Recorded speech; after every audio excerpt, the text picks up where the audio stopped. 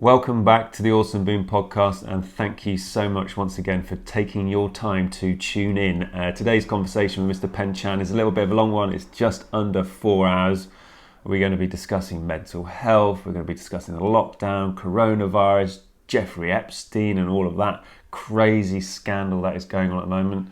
And it is a loose conversation between two really, really good friends just discussing life. And this is part of a sort of a new kind of sort of series of podcasts that I'm going to be doing with a number of different people over the rest of the year, where we're just having interesting conversation on just a number of different topics. And it's not to sort of say that we're right in our opinions on these topics, it's just having these open discussions, just to discuss, to see what we think about these types of topics of conversation. Because I think it's important to have conversation.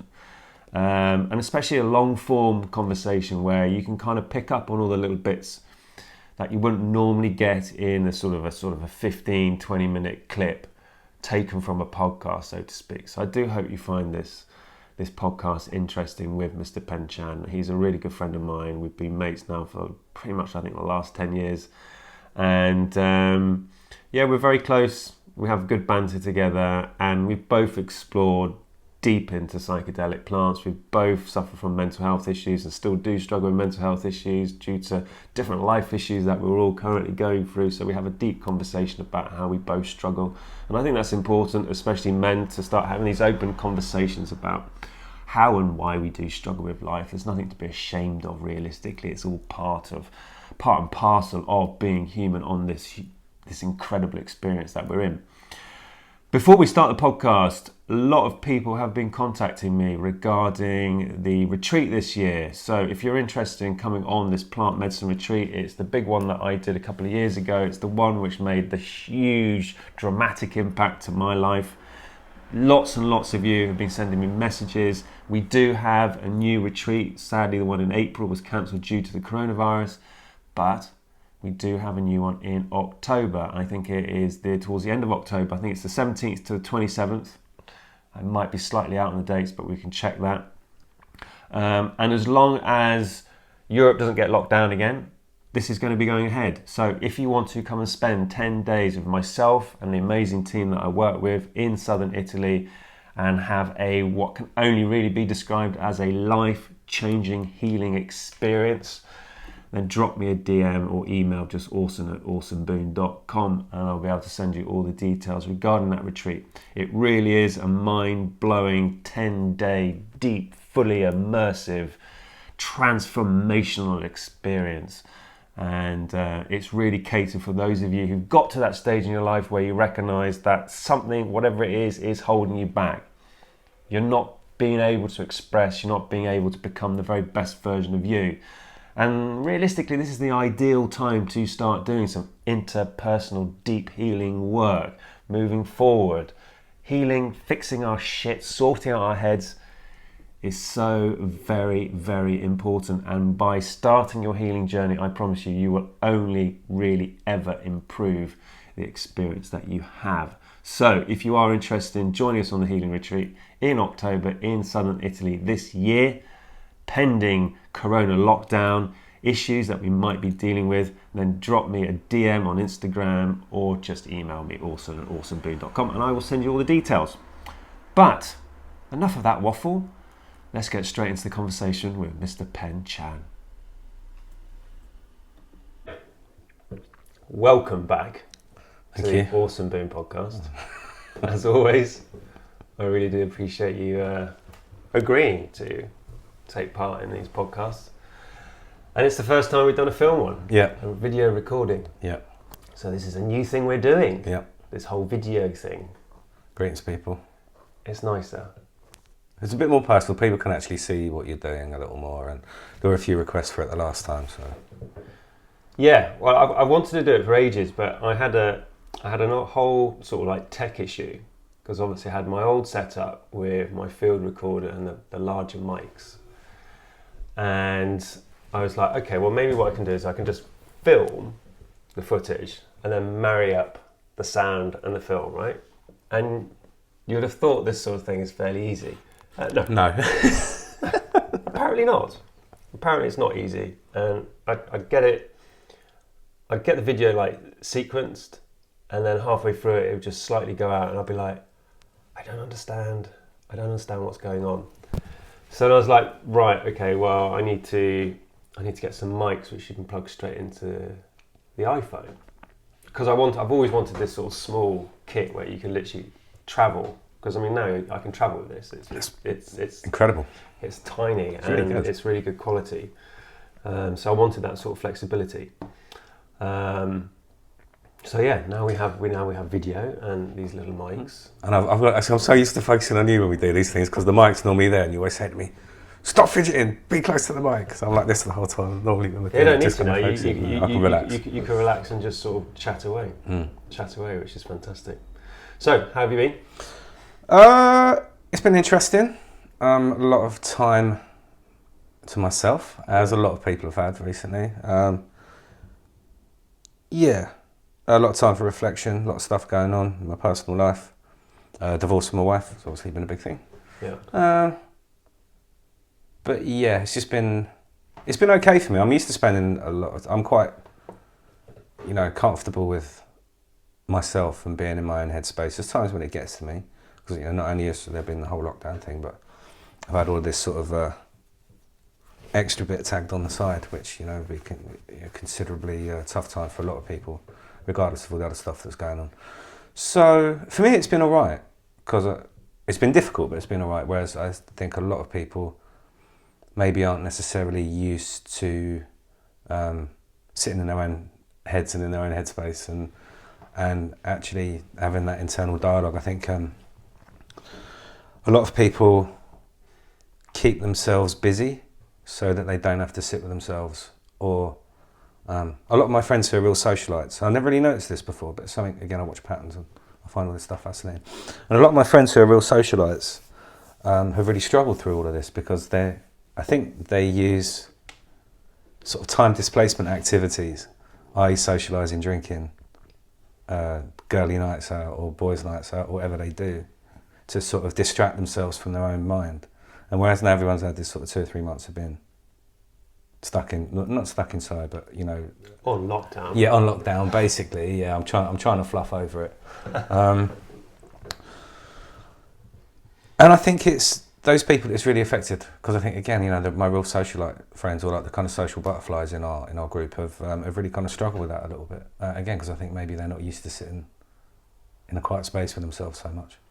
But it's really interesting. I think that a lot of those people, it's affected a lot more than my friends who have sort of openly admitted that they've got sort of mental health issues and stuff like that, because we're all a bit more used to it, if that makes sense. Not used to it, but we're used to having all of that dialogue and stuff going on. I don't think a lot of people have ever sort of experienced that before. I totally agree with you. I think... So it's a bit of a waffle how that came out, but you know what I mean? No, I think we all completely get what you mean. I think it's very true. I think what's been interesting with this sort of lockdown, this sort of 4-month, sort of pretty draconian experience. I mean, I've never experienced anything in my lifetime, nor you, nor actually many people really alive. Yeah, no, yeah. And to have our freedom sort of heavily curtailed for a really long period of time, forced out of work, stuck indoors kind of thing, with this, worry, fear, paranoia of this pandemic which is sweeping, which, let's be honest, none of us really knew what to really expect at the beginning. And I think it's deeply affected people's mental health, because like you sort of rightly sort of say, a lot of us, and I did it for years, drinking drugs, constantly sort of trying to blank out what was going on in my head with distractions. In my case, it was drinking drugs and stuff. And actually, during lockdown, I remember thinking on a number of occasions how happy I was, the fact that I was no longer drinking and doing drugs. Because I think lockdown would have just like massively exacerbated that level of mental health in me. And I sort of, during lockdown, I was lucky. I managed to sort of get out every single day to go walk the dogs, and every day I'd see the same group of men. Now they're probably all in their sort of like late 40s, early 50s, I'm assuming they all work together. And they would sit on the same park bench every day, and each of them would have like a Tesco's bag full of beers, and they'd just sit there all day, like literally 10 hours, and just drink and just chew the fat, right? And while there's nothing really wrong with, like, the weather's amazing, so sitting outside, getting a tan, drinking beer, talking to your mates, it did leave me sort of pondering, going, you know, that would have been me, and I don't think that's particularly healthy in this time, because I think, you know, when you are really pushed out of your comfort zone, pushed out of anything you've ever known into this sort of very restricted sort of situation where there is this fear of, you know, there is this virus which is going around, you know, we don't know how bad it is, we don't know, we didn't know, did we? You know, you had the UK professors coming out saying 250,000 people are going to die, and you're just like, oh my god, you know, that's pretty. Well, it was 500,000 with those first projections that they put up, which is why the panic went out. Yeah, and then sort of experiencing, like, in the early days, this whole panic buying thing, and, you know, I'm not going to lie, I kind of was getting into the mindset of, like, oh my god, I need to just buy tins of tuna, and I need to buy pasta, and I need to get potatoes, and, you know, oh my god, you can't buy any loo roll anywhere. And you're just like, it doesn't matter how sane you are or how level-headed you think you are. Once you get drawn into it, there's like, it's really hard to keep a clear head, no matter how, you know, how much you think you've got control of it. I mean, there's been maybe 4 or 5 times throughout the whole thing where I've made the mistake of putting the news on one day when there's just been something particularly interesting happening, let's say, and I've been sucked in. All the negative thoughts, I've just been like, oh, we're all going to die. I'm like, hang on a minute, I've just done it again. I've just dipped into the news before I've gone to bed. I've then gone to bed with all this shit in my brain, and now I'm suddenly thinking I need to go out and buy 1 million bog rolls, and this is rubbish, you know. But I think there's obviously something going on, no doubt. I think what's been interesting with this, and why all of the conspiracy theorists have had an absolute field day with it, is because there are lots of really funny inconsistencies in all of it. And when you're a conspiracy theorist like David Icke and all of these people, they're really good at picking all the little oddities and then making one kind of bigger thing out of it. I'm not saying, you know, there have been so many inconsistencies with all of it, from how it spread through to how various places and governments have treated the lockdown. And I think, and the whole 5G thing and all of that stuff, where people were saying that all this stuff was linked. I think it's given all the conspiracy theorists enough funny little leads that don't quite add up for them to make a really big mashup out of it. There is no doubt something odd going on with all of it, because there are lots of really weird things that don't add up. But we have to play by the rules at the moment. I think that's what everyone is doing. I mean, it's created a hell of a lot of fear. I think it's made everybody completely paranoid. I think the government's sort of fear wagon got everyone on board, and I think it's. I think I shared it yesterday on Facebook. There's an official government document which is on the government website. You can read it, where they talk about. I'll find this and put this in the video, where they talk about how they need to raise the threat level so people are responding in the most appropriate way to this threat. SAGE is part of the group SAGE, who all to do with, like, human psychology and human behaviour, and you know, there's this whole report talking about how they need to ramp up and create more fear, and especially in those who are not conforming. So that's interesting. I mean, you know, for me, from the very beginning, I found it odd where our government would sort of say, we're following the science. The French would say we're following the science. The Israelis would say we're following the science. The Chinese would say the same. The Americans would say the same. But they seem to have different science in each country. Yeah, all the ideas are different. And I was like, surely, I mean, I'm not a scientist, and I wasn't particularly good at science at school, so I'm no expert. But surely science is science. If something is proven, then that's uniform, right? Yeah. I mean, I'm assuming. So I thought it strange that, you know, the UK, where we are this little island, probably one of the most protected places on this planet, you know, has kind of sort of suffered as bad, you know, with, you know, like, is it like third or fourth highest death toll in the world? Again, a lot of that's being put down to inaction or late action, aren't they? Yeah. So still allowing like hundreds of thousands of people to fly in every single day when everyone else is shut down, an extra 2 weeks. You're like, did that make it? You know, that could have infected millions of more people. There are lots of very, very strange inconsistencies with all of it, like the mask wearing thing. Now we're through what would have been the worst of it, the first lot, as they're saying, you know, the first wave, and now they're making everybody wear masks. And again, you don't wear masks. You know, they're not making the kids wear masks in schools. They're not making people wear masks in offices, and for some reason, shop owners don't have to wear them either. It's only you as the punter that has to wear a mask. I know, but they clearly sort of state that to really have that protection, both parties have to be wearing a mask, right? You'd assume so. But you don't have to wear a mask if you go into like a fast food sandwich joint like Pret or something like that, apparently. What? Yeah. But surely they're equally as busy as the close. Yeah, I mean, this is just sort of news headlines that are sort of generally sort of picked up. Strange. But there does seem to, I think what's irritated me is that I don't feel there's ever been a clear, consistent message from the government, the science. Not with any of it. None of it. And that's what I don't understand. I don't understand why in 2020, in one of the wealthiest, most advanced countries on this planet, our government, our media hasn't been able to deliver a clear, concise message of exactly what is what. And I really do feel like the mainstream media have exacerbated the fear. I mean, I've witnessed people screaming and shouting and fighting, getting into physical fights because someone has got within 2 meters of them. So then they start fighting this person, you know, getting even closer, like intimate. And you're like, that's a fear response. That's somebody who's reacting to a situation instead of being able to observe it and go, I'm getting pissy with this guy because he just walked past me too close, so now I'm going to start a fight with him. I've seen a lot of this. So going out on my bike a fair bit, and again, I cycle by the river. There isn't really much in my footpath, not far to go. There'll be people talking, blocking the whole footpath.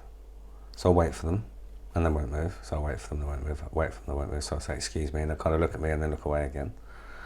Then I go to cycle around them, and you get called an arsehole for getting too close. And it's like, what do you want me to do when you're still blocking the...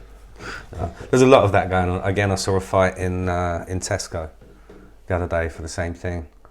Someone was stood too close to someone's pregnant wife, and the guy was just like, "Wow!"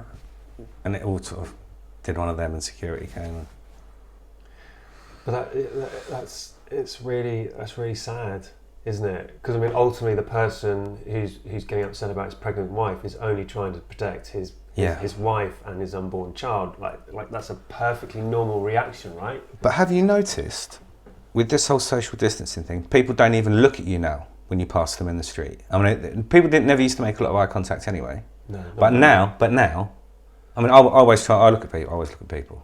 I read people. But a lot of people never used to make eye contact anyway. But now, not only do people avoid you, you know, with the social distancing, but now they don't look at you either. And so you just sort of, everyone's just kind of in there. Even the ones that aren't on their phone, they're like in their own bubble. Yeah. And I find that weird. There's something, isn't there, with, you know, your physical aura or your energy is supposed to emanate to like kind of 2 meters from your body or something like that, isn't it? And you feel people's. I think potentially even further. No, but you know what I'm saying. That's yeah. what I mean. But they're saying, you know, so if you're distancing yourself from people for that space that maybe your aura stretches out to, if you believe in all the woo-woo stuff, then you're not feeling people, are you, at all, if you're keeping, you know, that kind of 2 meters distance. So you're not getting any kind of emotional feedback from humans, and as pack animals, as primates. I've found the whole situation really quite lonely. Man, you're lucky you haven't been living on your own. Yeah, like really, man, it's been really fucking hard. It's been really fucking hard. Like that. The loneliness thing's been bad anyway, because I was with my wife for like 20 years. We're married for 10, so like that was bad. But then all of the things that I would normally do, like, you know, I'd go and drive to the coast and, like, you know, let the wind blow the cobwebs out, or I'd go and see a mate who lived somewhere and we'd have some lunch and there'd be someone to bounce off if I was feeling a little bit low or a bit down, or if I just wanted to not be in our sort of, you know, in our married home for a bit. There was somewhere to go and escape to, but then that was all kind of taken away. You know, I couldn't even go and be amongst people. I couldn't go and sit in a park or, you know, by the riverside or do any of the stuff that I kind of normally do as, you know, ways to sort of distract my mind or have a little bit of downtime or some relaxation or whatever. Or meet with, you know, say it's just the thing of meeting and talking to people is the main thing. But, you know, again, I'm not a huge socialite, but I know that when I need people, they're around and I can go and see them or whatever. But it was just having that taken away. I found really quite weird. And again, I think I've gone from having a lot of contact with people to having like none over the last 2 years. You know, going from hairdressing and all of the, you know, the hundreds of people that I'd see every month doing that, and then slowly over that, you know, I've gone from that to working at home to then, you know, then the last 4 months have been more or less like flipping solitary confinement. Yeah. Literally that. Odd. It's odd. And again, I reckon there's every chance they'll flip the switch on it again. There'll be a second lockdown, I think. See, man, this is my real concern.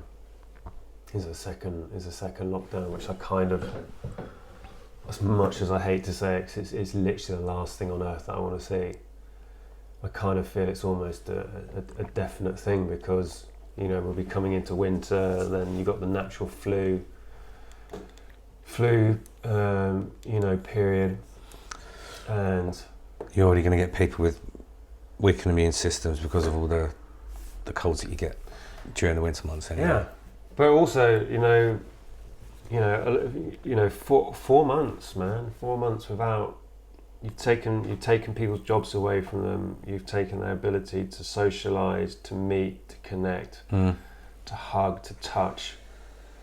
You know, now pretty much in public now, you know, we're all going to be having to wear masks, which, you know, I'll make this statement because it triggers some people. Where I'm legally required to wear a mask, I'll wear a mask. Yeah. Always, right? Absolutely. Same. You know, I listen to the rules. But I don't enjoy wearing a mask. You know, I don't like. No. I don't like it, and, you know, some people are like, oh, it's that's quite just constricting, isn't it? that's just pathetic. Get over it. I'm like, okay, yeah, granted. You know, maybe I'm just being a wuss. But I don't like wearing a mask. But also, as someone who gathers an awful lot of information through people's faces. Yeah, I know. You're covering up. Exactly. And you're losing all the facial expressions from people. Luckily, you can still see, as long as they're not wearing sunglasses, you can still see the eyes. You still see the eyes, but the eyes are still quite, you know, especially if you don't know the person. People can have good poker faces as well, but Yeah. you can't necessarily do. And I think that will also have a detrimental effect on people's mental health, because a lot of people You can't read emotion. communicate and gather a lot of information through facial expressions and body language, and you can tell a lot from the human face, and you need to see it. You know, it's a really powerful point of reference, and if you've got this bloody mask on, you know, it's just That's it's also a faceless society. That's something else that's been quite interesting with all the sort of conspiracy nuts. They're saying, oh, you know, you're just being forced to wear masks, you know, just so that they can see who complies. But then if you say to the same people, you know, the reason a lot of the Asian kids wear the masks is because all their facial recognition stuff doesn't work. So Oh, it doesn't. You take that one, all your tinfoil hat I wearers. try and open my iPhone and it's like, it doesn't recognise you. Yeah. Like, I actually saw a joke meme saying, if you want to get people to wear face masks, just tell them it'll stop 5G and facial recognition cameras from working. Everyone will be like, done. It would allow people to be far more subversive should they wish, but that's just an opinion, not necessarily mine. Yeah, again, with the whole mask thing, I just wish there was some sort of thing of consistency. A friend of mine recently flew to Portugal and all the way through the airport, 2 meter distance, you know, all of this sort of stuff. Yeah. Minimum contact, social distancing to the max. And then they stick you on a plane. You've got 2 people within a metre of you there. You've got a further 3 within half a metre there. Another further 3 within a half a metre there. And another 9 people literally within a 2 metre bit to your right. And then you're stuck on this bloody tin can for like 4 hours where it's circulating the air around and round and round. We all get colds and stuff on planes so often. And I was just like, that doesn't make sense. And then the whole thing about opening pubs. You know, like, that doesn't make any sense. But it's also the thing of, surely, and then so you're drinking from, fair enough, all the glasses are washed, etc., but then you're drinking from pretty much communal glasses, if you're looking at it from a... Yeah, like communal glasses. Yeah, right? communal glasses, yeah, exactly. So, there's just so much stuff that doesn't make sense for it, man. It's just silly. Yeah. But then also, it's just like, if you don't go within 2 metres to someone, you're fine, right? I think. Yeah, allegedly. Allegedly. You're supposed to reduce it by a significant amount. I find the whole thing really confusing. And, you know, so there were all of these various protests over the last month. I was expecting there to be a secondary spike. At least a little bit. You had all the protests, but you also had all the people going and spending time on Bournemouth Beach. Yeah, partying. Packed out. Canberra. I went down to Canberra. It was mobbed. You know. Oh, I bet. Yeah, it was absolutely mobbed. It was great. It was a great day out, but you know, people were being quite considerate, but it was busy. I think that's probably the advantage of this social distancing. Now, when you go to what would normally be busy places, you're not going to get some inconsiderate prick coming and parking himself right next to you. You're like, dude, have you not heard of spatial awareness? Now there's this new rule written into the society that you've got to be at least 2 metres away from someone, which is quite nice. Like, you go for a picnic in London, people leave you alone. People leave you alone.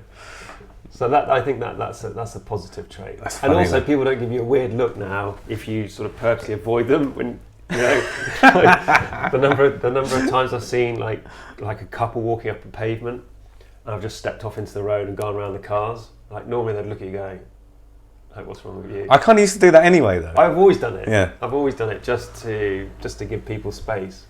Because I've never been fond of like massive crowds, so I've always practiced social distancing to a degree. I'm always quite aware when I'm out, because especially if it's somewhere where I don't know, like if I don't know the area, and there are people walking towards me, I generally always avoid anyway. I'll kind of not cross to avoid people, but just so I'm not making anyone paranoid, thinking I'm following them, and it's ridiculous, but it's what I've always done it. Or if there's women, I'll always cross over. If I see a woman on her own or a group of girls, I always cross over. That, you know, not that I'm an intimidating person anyway, but I've always had that thing that I will always. Oh yeah, it's weird, isn't it? I don't know why I do it. I never really thought of it before. I've always been like it ever since I was a kid, just keeping a distance. I'm very conscious, like in London, especially at night, if I'm walking up behind, say, a single female. Yes. I'll always step around. Yeah, I'll always make some sort of noise. Noise, yeah, I do the same, so they know you're there. Yeah, I know I do the same. Just to sort of be very conscious. Yeah, and maybe it's just that. Maybe we're just slightly more aware of how we could make people feel. And let's face it, I mean, do any of us like perfect strangers coming really close to us? I'm a little bit funny with personal space anyway. Though ridiculous with what I did. It's right if I'm in someone else's personal space, like I'm working on them or doing something, but I don't really like people kind of in mine, if that makes sense. Yeah, no, it makes perfect sense. Even down to sitting down and having my hair cut, I'm not really very good with it. I'm just like, oh, fuck, this is taking forever. But like, really? I'd be more than happy to cut people's hair for hours and talk waffle, but I just don't really like having it done myself. I'm quite relaxed. Just can't find it a waste of time. Just like, I'm not very good at being mucked about with, I think. I never have been. Some people are really into it. Like, so you into like having a massage and all that malarkey? Yeah, I'll have a massage. Yeah. Again, it's got to be done with the right intent, I think. If it's done well, it can be really... It's like anything. If it's done well, it can be nice. To be honest, the last... Hannah and I were joking about this yesterday because I sent her off for a 90-minute massage.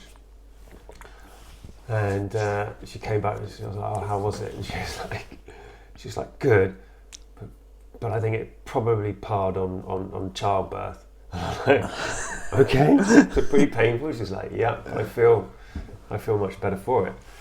And then we were joking, and I was like, "Actually, my last 4 massages I've had have been just sheer torture, like so painful." And I just keep thinking to myself, why do I, literally within like 5 minutes of going in there, You can't tell them to back off and not do it. no. The ego is just, it literally, I remember having it, last time I had a massage, I was in Poland, and we had like some time to kill before the plane, so we were in Krakow, went and had a proper sort of Thai beat up massage, and it was agony. 2 hours. I think it was 2 hours, or was it an hour and a half anyway? But within 5 minutes I was just like, why do I keep doing this to myself? I was in agony, and I don't know what she did to like my shins. Muscle separation, isn't it? Yeah, muscle separation. Oh my God. And my ego's just there. Part of me is just like, just tell her to stop, you know. You're mad. You And can always tell them to my ego's just like, "Pussy, don't you dare, you pussy." You're mad. It's supposed to be, like, some of it is painful, but it's not supposed to be a flipping ordeal. I had one massage before we went to Ibiza once, and I got out of the bathroom, and Hannah was just like, "What have you done to your bum?" I'm like, "What do you mean?" She's like, "It's black." And I turned around, looked at my butt cheek in the mirror, and it was black, where she had just got agony at the time, but it bruised my ass so much. It was black. It was black. Agony. Yeah, I always say that to people. Like, you know, you can't always say, "Oh, you know, I'm not, you know, firmer or more gentle," but everyone just sort of sits there and takes it like they're supposed to. Like. My last lady, she just kept tutting the whole time. "Oh, very tired. Oh, very tired." No, that means you're getting it, I think. "So you need to stretch, very tight." And I'm like, yes, I could feel it, very, very tight. Did it? Not too hard. No, everything's fine. But did it feel good 2 days later though? Felt amazing. Yeah. But that's why I endure it, because I know. I was lucky years ago, after I had my car accident, the company I was working for at the time paid for me to have bi-weekly deep tissue massages. So pretty much like this personal massage for like a year. Amazing. And she was incredible, and obviously the first 3 months was just agony, just like ripping and pushing all these knots out. But after that, it was good. So I recognise that I need to go through the pain to sort of get the gain, so to speak. But I don't enjoy it. I don't enjoy it. And I remember a few years ago, I think I thought to myself, right, I'll have a vape and then go and have a massage because it'd be more relaxing. But actually, the vape just emphasised the pain I was experiencing even more. So. There's just been some weird ones that have just been like, not weird, just uncomfortable. Like some of the massages in India and that have just been like, just odd. Not odd, but just like odd. And just not relaxing at all, just in like fucking weird places or strange.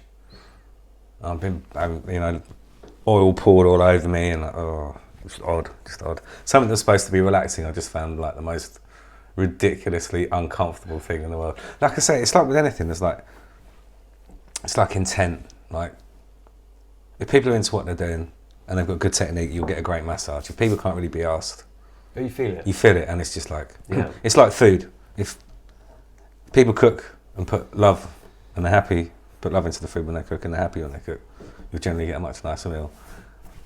If it's all slapdash and arsey, it generally won't taste as good.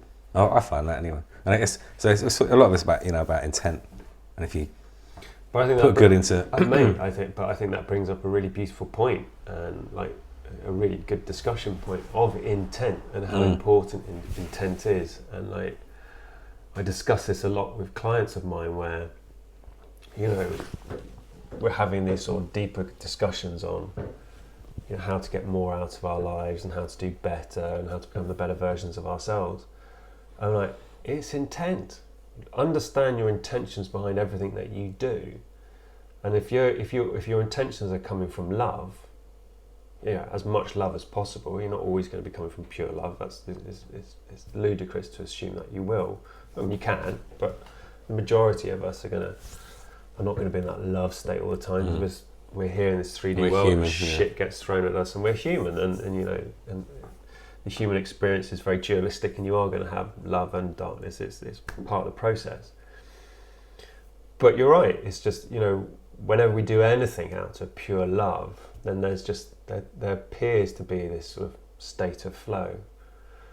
So I totally get the cooking reference and like the massage, and I find it, especially with work that I do, that I have to make sure that my mind is clear and fresh, so that I can just sort of sit down with just perfect intention of helping the person. Because if you're sort of stuck in your own head, your mind's busy, you're just like, and that's how my mind was when I was drinking and abusing drugs, because I was dealing with all that anxiety and depression, which is just exhausting. But then you weren't always present. You know, be it with clients, be it with friends, be it with family. It's hard though. It's hard when when your brain's going 110 mile an hour. Just I find this now with a lot of the stress that I'm under, and just trying to be as present as I can to, you know, spend time with my boy and make sure that I'm not just off in my head worrying about all the stuff that's going on. And that's just touching back to what we were talking about before we started filming, and we're just mentioning the fact that we're noticing that people are starting to suffer quite a lot with the effects of lockdown and you know, their own sort of mental health issues. Yeah, as we were saying, I think it's going to be a long period of time that this affects people, and I know there's a lot of people suffering. Yeah. So I was just thinking back to something. I saw a woman when I was out in Richmond the other day, and I don't know if it was an old client of mine or something, but she was looking really, really unhinged, walking along, like sort of shouting at herself, and I was really smoking you may as well have been smoking 2 fags with how sort of furious she was looking. And she was, you know, swearing at herself, ripped the mask off that she was wearing, smoking this fag. And I was just like, holy cow. And then literally about 200 yards further up the road, there was a guy having an argument with a carrier bag or something. And then I got a little bit further up, and then there's a bus driver fighting with one of the customers who had just pushed off the bus. And then it was literally like this kind of knock-on effect of, you know, how stressed and maybe how depressed or just how wound up everybody is with everything at the minute. There doesn't seem to be a lot of love, which is a shame.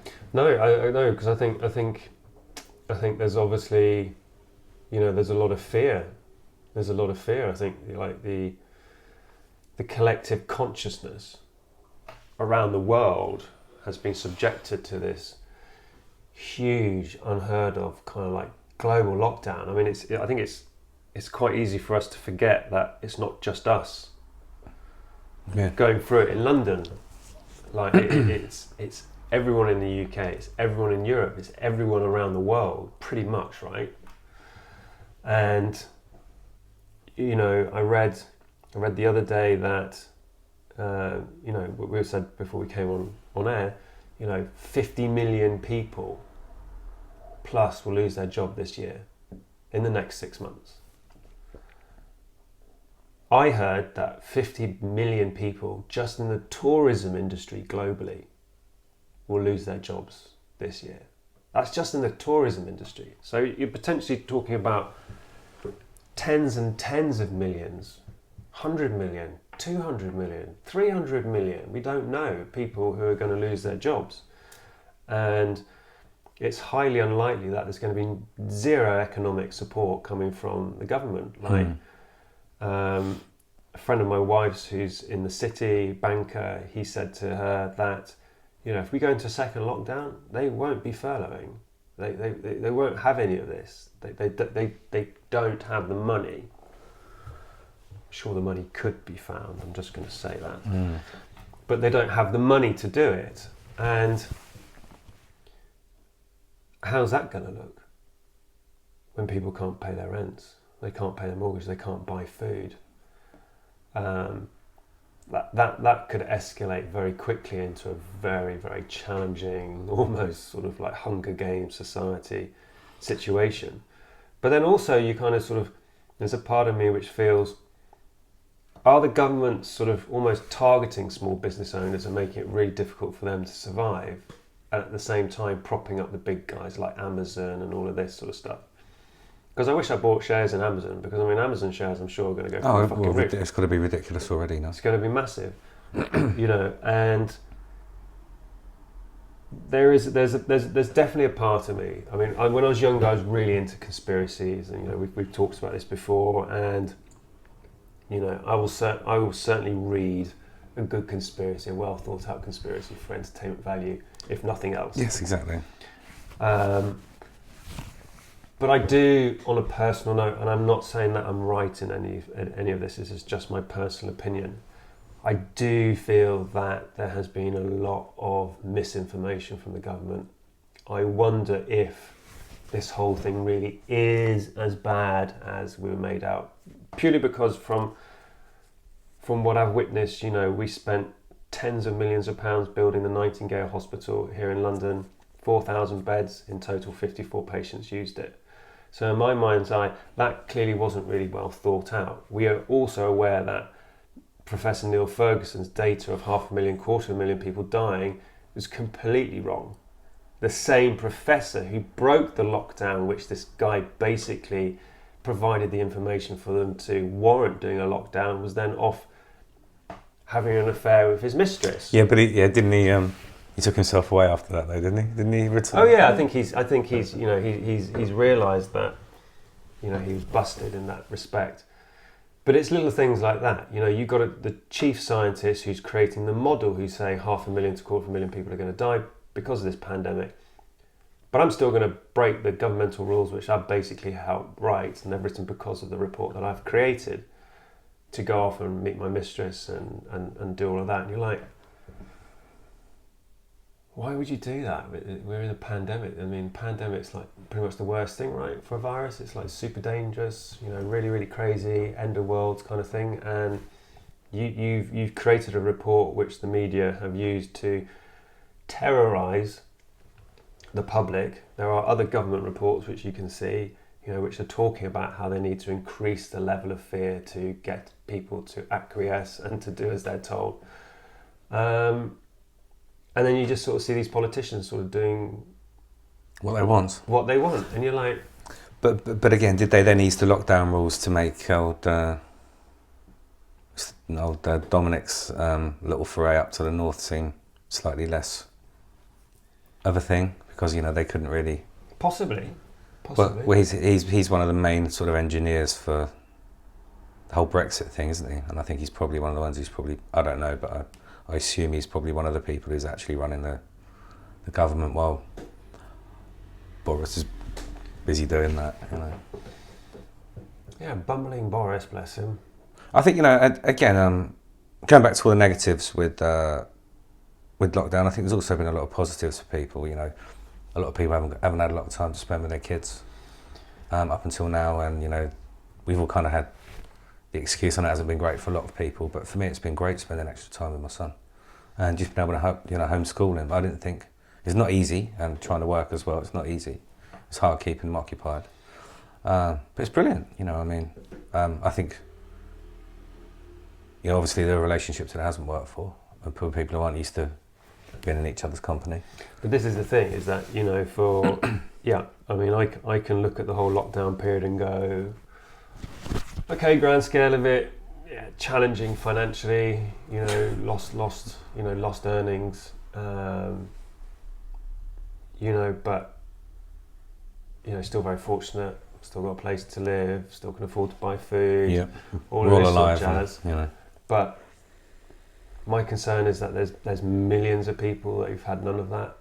You know, there's millions of people now who are potentially going to get kicked out of their homes. There's millions of people in more debt. You know, we know domestic abuse spiraled massively. We know that the knock-on mental health is going to create waves of issues for a long time, for many years now to come. They said the suicide rate's been up like 200% or something like that since lockdown. I mean, that's awful. That's all. I mean, I heard a story, you know, of a teenage girl. I mean, towards the beginning of the lockdown, and I can't remember her details, which I apologise. But yeah, you know, she killed herself because just the idea of lockdown was just too much for her, and you're like, that's really, really sad, and it's really scary. And but then also, I mean, I've got friends of mine who've got young children like yourself, and then sort of realising, well, what's the knock-on effect of these kids of not being at school for 6 months, not being able to play with other children, because not really understanding, and then, you know, parents acting funny if they go near other kids. It does make you wonder if it's going to affect the kids' social development at all. I mean, it shouldn't do, because it's only been relatively a short period of time. And but you say that, but by the time they go back to school, and you know, if there's that's going to be weird, second lockdown, you know, there's 6 months out of education, 6 months out of those sort of social groups. 6 months is a long time for a little child, and that could, I'm not saying it will, but it will have an impact on a number of those children.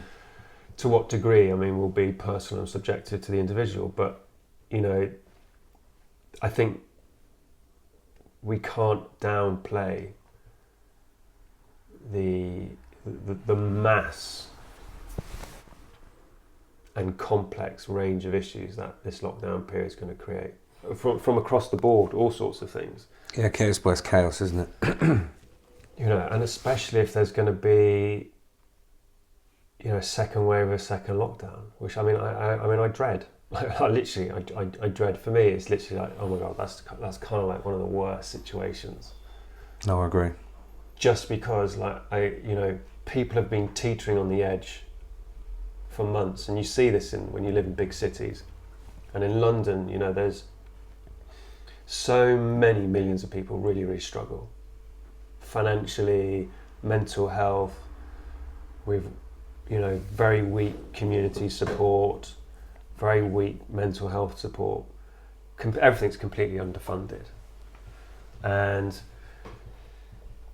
you know, for the last 4 months, people haven't been able to get into hospital. They haven't been able to see key workers. They haven't been able to necessarily do their therapies or go to the support groups and stuff like that. You know, yes, okay, you can do it on an iPad, but again, it's not the same as having these conversations like we're having now, is it? I have a lot of friends who are recovering addicts of various things, and this whole lockdown period has been a complete nightmare for them. Yeah.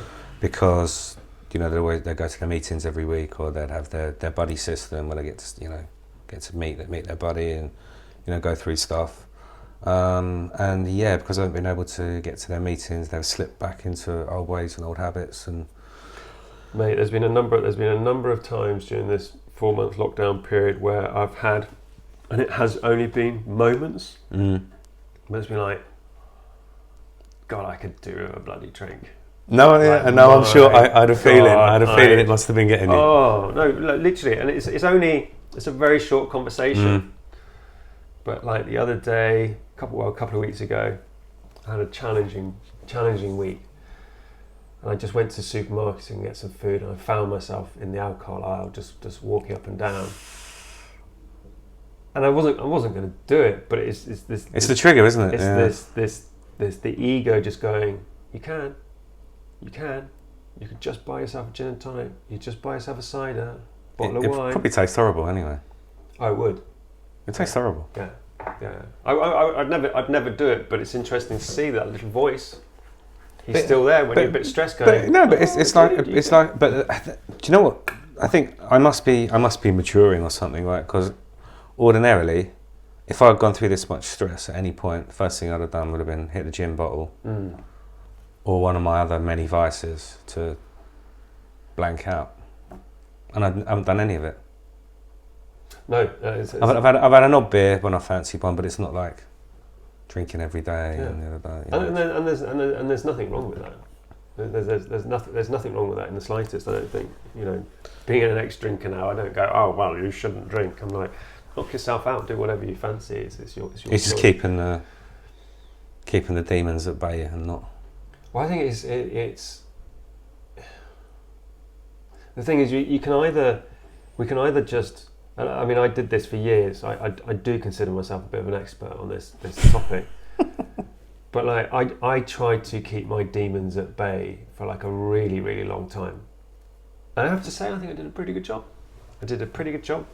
But I didn't do a good job.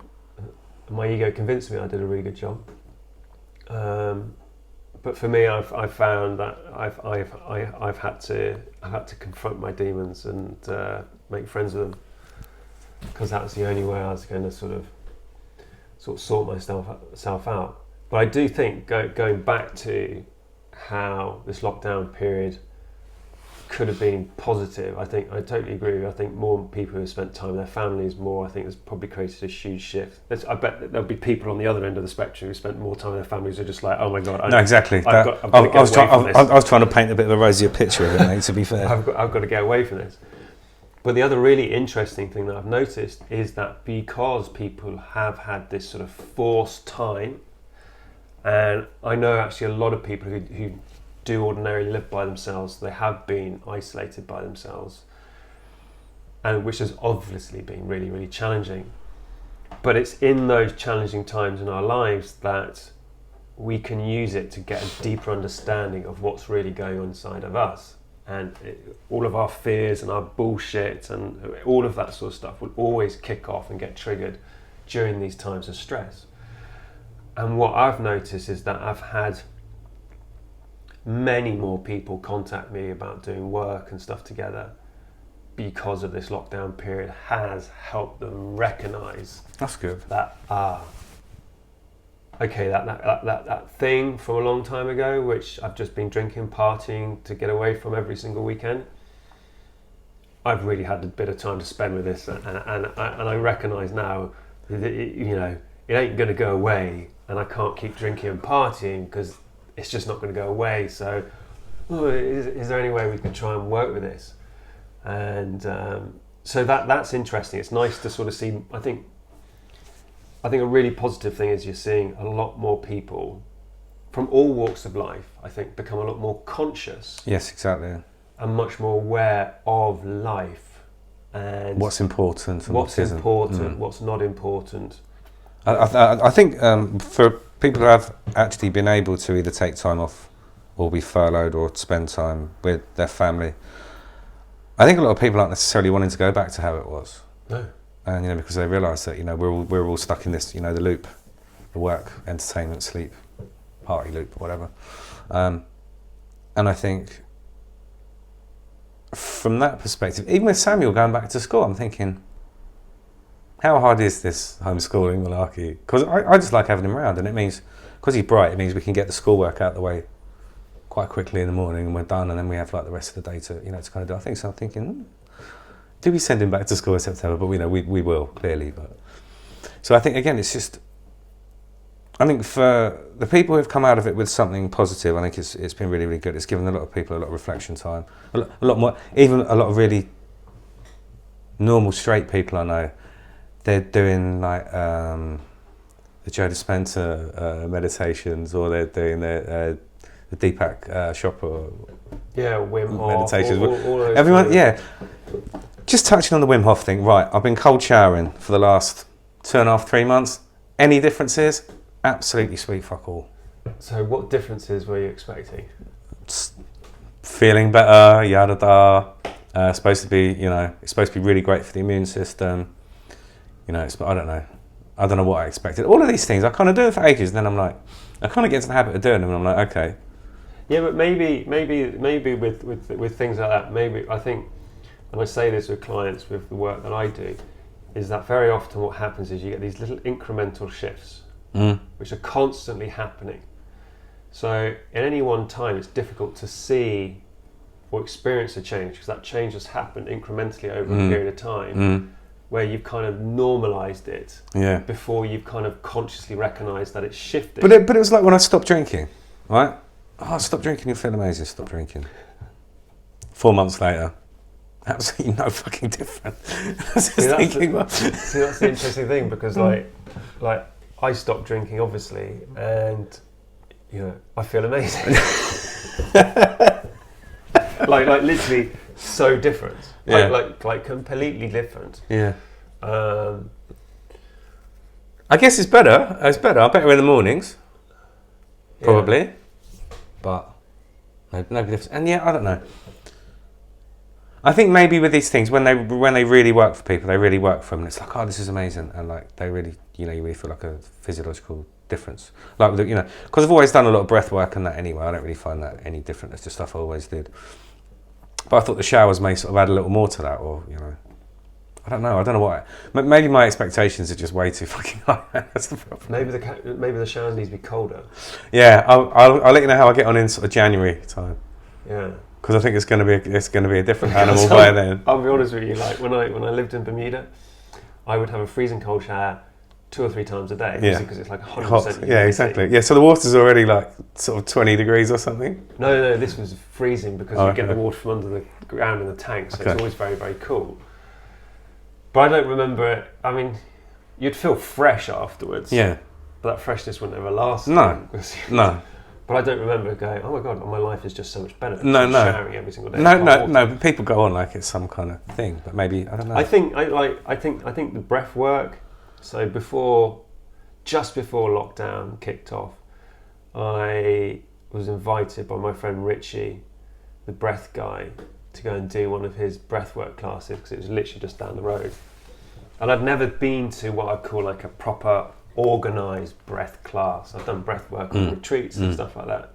That's always part of something bigger. And it was fascinating because I didn't know what to expect really. Truthfully, I didn't really know what to expect because it was 3 hours. Crikey. A 3-hour breath class, right? So like the longest breath work I've ever done was probably like half an hour. Half hour, 20 minutes or something. So it's like 3 hours, and my ego was already creating these stories. Well, I mean, this sounds like this is quite long, this might be quite hard. And then when I was doing it, my ego's going, your mouth is drying, blah, blah, blah, blah, blah. So I'm for like the first, I reckon, hour, I'm battling my ego and all this uncomfortable. This chatter going, oh, but your mouth is dry, you need to have a drink, blah, blah, blah. Oh, this is just funny, this is strange. But enjoying the music. And then I was just like, for crying out loud, will you just quit? Just shut up. We're here, we're going to have some fun. And then really got into the zone and just like felt the energy. It felt like my hands had like tripled in size. Yeah, it's like and my hands were lying down, but they're self-levitating, like no real pressure from me to do it. And I had a really profound experience, and I've been desperate to get back and do another one. And now obviously lockdown's over, and hopefully it'll be soon. So breath work is something I want to explore more. When I was doing a lot of work with Chi, we got into it's a very similar thing to the Wim Hof thing. It's just the Tibetan fire breath. It's kind of I've heard of this. It's very much the same Is that technique. a fast-paced one? Kind of, yeah. There's various versions of, but again, it was ways that allegedly the Tibetan monks would use to keep warm if they're ever stuck anywhere or they're freezing cold or whatever. They just do this thing. It creates internal heat. So like Wim Hof's thing is very similar to that. We kind of touched on lots of different versions of these ways of sort of empowering yourself using breath and over oxygenating the body and stuff like that. Fascinating stuff. But yeah, I don't know. I think my expectations are always too high, or maybe it's because I've done a lot of stuff like that before. I just expect a little too much out of it. But the breathwork thing is absolutely fascinating. We did a lot of breathwork with the Qigong as well. Again, you come out of that, it's some incredible places, man. Like everything's just going. Yeah, we do Qigong on the retreat, which I always enjoy if I'm up early enough in the morning to attend it. It's really, really good. Well, it's self-healing energy work. Really good. Yeah, really fascinating. I enjoy it a lot. I'm hoping that's one thing that lockdown did was shut down the retreat. Which I was meant to go back to in April. You must have literally been on the cusp of it. Literally, yeah. I mean, like 4 weeks' notice. Well, better safe than sorry, dude. Can you imagine if you'd all end up getting sick there or something? Well, I know. It's like actually, I was more concerned because like I was going off to Italy, Hannah was going off to the US, and I was just like, Jesus! Like, imagine if I got stuck in Italy, you got stuck in the US, and neither of us could get home. Like, I mean, like that would be. I mean, I'd probably be all right in Italy, but I wouldn't have wanted Hannah stuck in the US by herself. Like, no, limited funds and nowhere to stay. That would be And again, that's what concerns me with this sort of second wave and potential second lockdown. You know, am I comfortable flying anywhere? Thinking, well, if I go away for 2 weeks, will I actually get back, or will a lockdown happen when you're away? And you're just like, I'm not going to lie, it gives me a bit of anxiety. Well, yeah, my ex-partner's trying to get away to Croatia with our son. It just seems like madness to me. I've thought about going away. I mean, not that I can afford to go away at the moment, but I mean... I know, I'd love to. I mean, you know, obviously, like, what would I like to do the most right now? Yeah. Get on a plane and go... Where would you go? Money, no problem. Money, no problem. Oh, man. Somewhere tropical, dude. Somewhere tropical? Yeah. I don't know where's good at the minute. It's kind of a bit off season for that at the moment. Mate, I'll probably just go down to Sardinia or something, or Corsica. That'd do me. Just go and sit on the beach down there for a couple of weeks. I've never been to either. Or one of the quiet Canaries. Just get a little house somewhere and just literally just lock. Yeah, quiet lockdown. Canaries would be nice. You know my friend Nick, who you chat to. Yeah. He's got a lovely place in Tenerife. Yeah, he invited me out. Actually, he was going to do some introductions, but. You Yeah. should. He's got No, I know. Everything's just. Well, another. You know, it's everything just stopped. Everything just stopped. But yeah, he's got an amazing house right up in the hills, and he sends us photos. I've seen some of that. Group. Yeah, I know. Some of the sunsets. When he's above the clouds. Yeah, it looks incredible. And the sunrise is coming up, and you're just like, oh my god, that just looks ridiculous. And he's got loads of land. Something like that would do, but like, you know, again, it's just if it was safe. Oh man, I'd go anywhere, mate. If I thought it was safe, I'd love to go away to one of the Balearic Islands. That would do. Bit Greece, that would do anything. Yeah, Greece. I love Greece. Anything to get me out of my house and into another headspace for a week or a long weekend or something like that would just be amazing. But yeah, talking of different headspaces, have you experimented with any psychedelics over the lockdown period? Yeah. Yeah. I took some acid. I took two large tabs of acid. How was that? Odd. It's always odd. Like, so the last couple of times, let's say, the last couple of times I've done it. No, maybe the last two times I've done it. I kind of got told off a little bit when I went back in. Oh really? Yeah. By them? Yeah. And so it was really weird. I was stressed out. Something had just happened with the ex. Can't remember what it was. It was something monumental. Oh, I just found out she was pregnant. There you go. So I thought, okay, time for a little dive in. I'd had these two tabs in for a while, so I cut them in half. Had two halves. Cup of tea. I fell asleep. Woke up tripping. Had the other two halves. Fell back asleep again. Woke up again. I thought this isn't really doing anything, so I went to bed. It wasn't really working. Lay down in bed and I fell asleep. Woke up and I was in the weird sort of. Every now and then, when it's not being compliant or it's where when I shouldn't be there, I get like these weird sort of black and white kind of freak show things that go on that are like sort of a Victorian freak show with, like, you know, the bearded lady and like, but they're just always weird kind of caricature cartoons, sort of sackcloth dolls and weird grotesques of people and stuff like that. And I was just like, I just couldn't be. I kind of half awake, half asleep, and I was just like, almost like flicking past those pages, going, I can't be fucked with this. Like, get rid of it. Yeah, those. Oh, okay, yeah, you again. Get rid of it. Just flicking past those pages, waiting for that to pass. Then I found myself. It's going to sound odd when I describe this, and I know it is, which is why I'm trying to think of how to best describe it without sounding like a complete weirdo. Let's just sound like a weirdo. So, how can I explain it? So, just say how it is. Okay, right. So, it's like I was on an operating table, or I was being operated on, but not operated on. I was having You weren't being probed. I wasn't being, thankfully. There was no probing going on, anal or otherwise. And it's like they were putting like overlays onto my body, like carbon overlays. It was almost like seeing like vector graphics of these sort of overlays being like put onto my body. And as soon as these things touch my body, do you know the artist Giger, who they based the Alien artwork on for the films? No, probably not off the top of my head. Again, it's like all these strange kind of cybernetic, cyborg type sort of alien creatures with sort of pipes and things coming in and out of them. And anyway, in the trip, whoever it was that was giving me these upgrades, as soon as these sort of carbon things came down and touched my skin, they kind of became like part of my body, but I kind of absorbed into my body. And they kind of put one on me here, and they were like, "Oh, you know, this improves your dexterity. It will take away your carpal tunnel issues." And they put this other thing sort of on my nose and on my chest here. They're like, "Oh, this improves your breathing," and this thing sort of like kind of clamped down. Yeah, kind of clamped down on my chest, and I was just like, "Oh fuck!"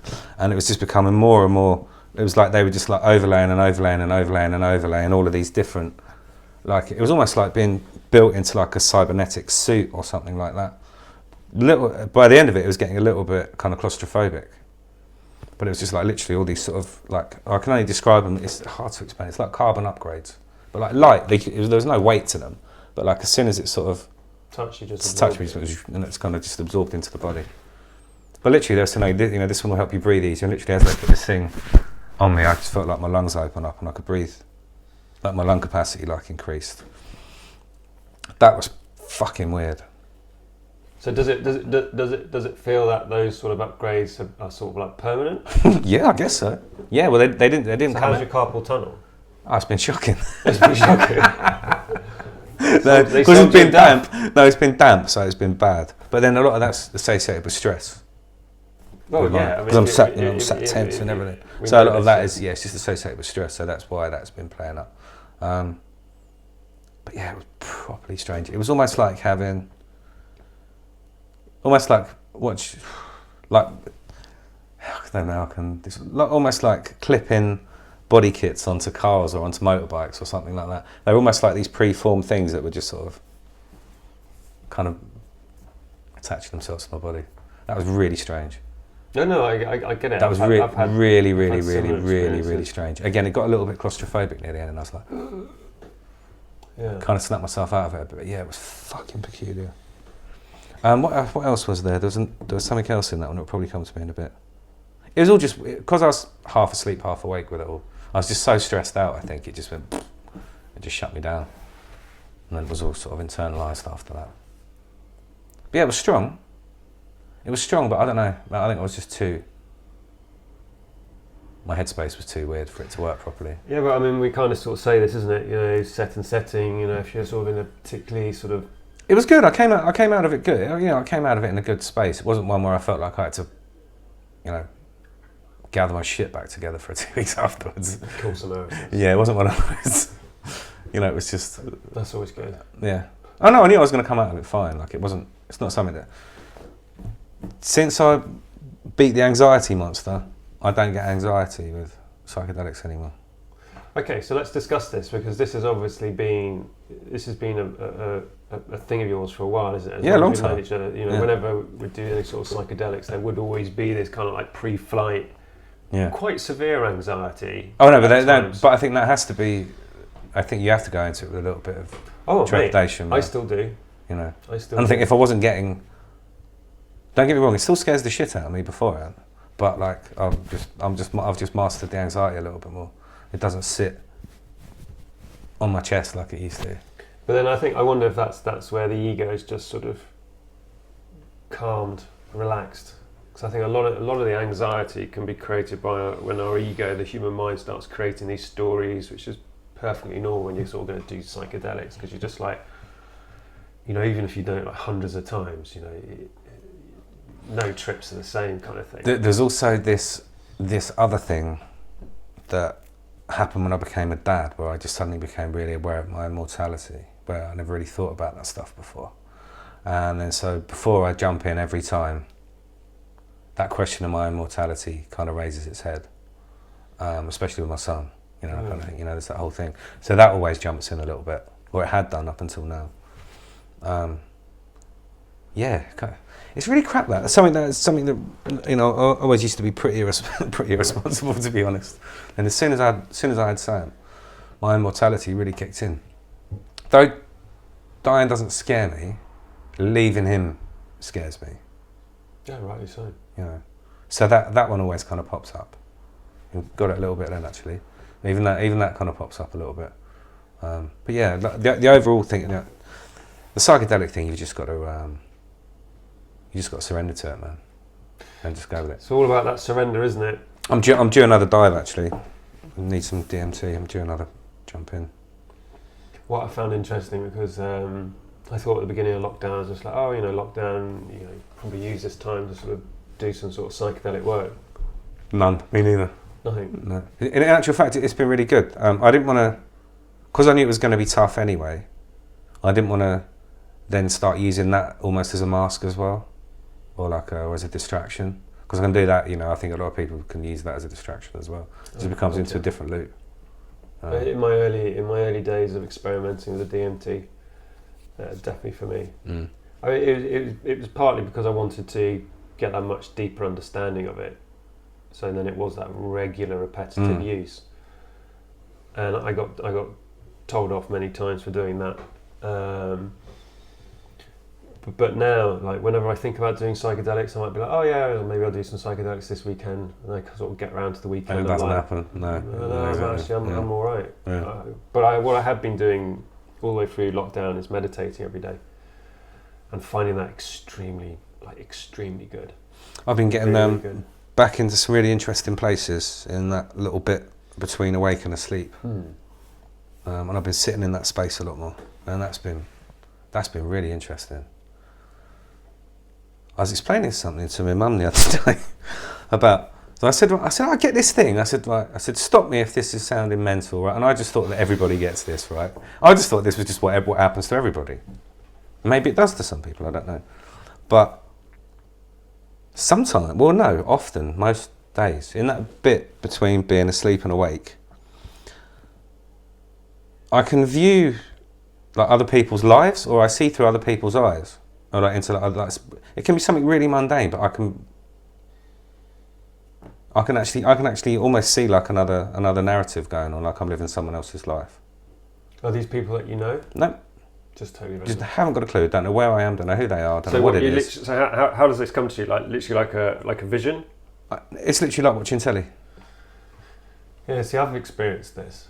It's literally like watching telly, and I've been able to do it like forever. And I get it just before I go to sleep, and just as I'm waking up. Sometimes I'll just be like, I'll open my eyes and I'll just be like, what the fuck was that? And I've literally been. There's a random one the other day.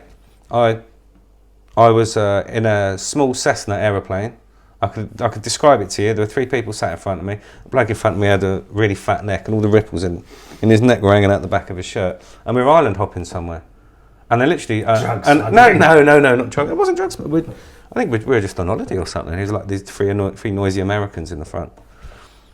And it was in that weird space. As I say, I was just waking up and I just opened my eyes and I was like, that was a bit flipping detailed. And I don't know whose eyes I was seeing it through, but it wasn't me. And so anyway, I started talking to my mum about this. It was after that one where I was in the Cessna. And I was like, do you ever get this thing? And she's just like, no. I said, well, you never had that? She's like, no. I just thought everyone did that.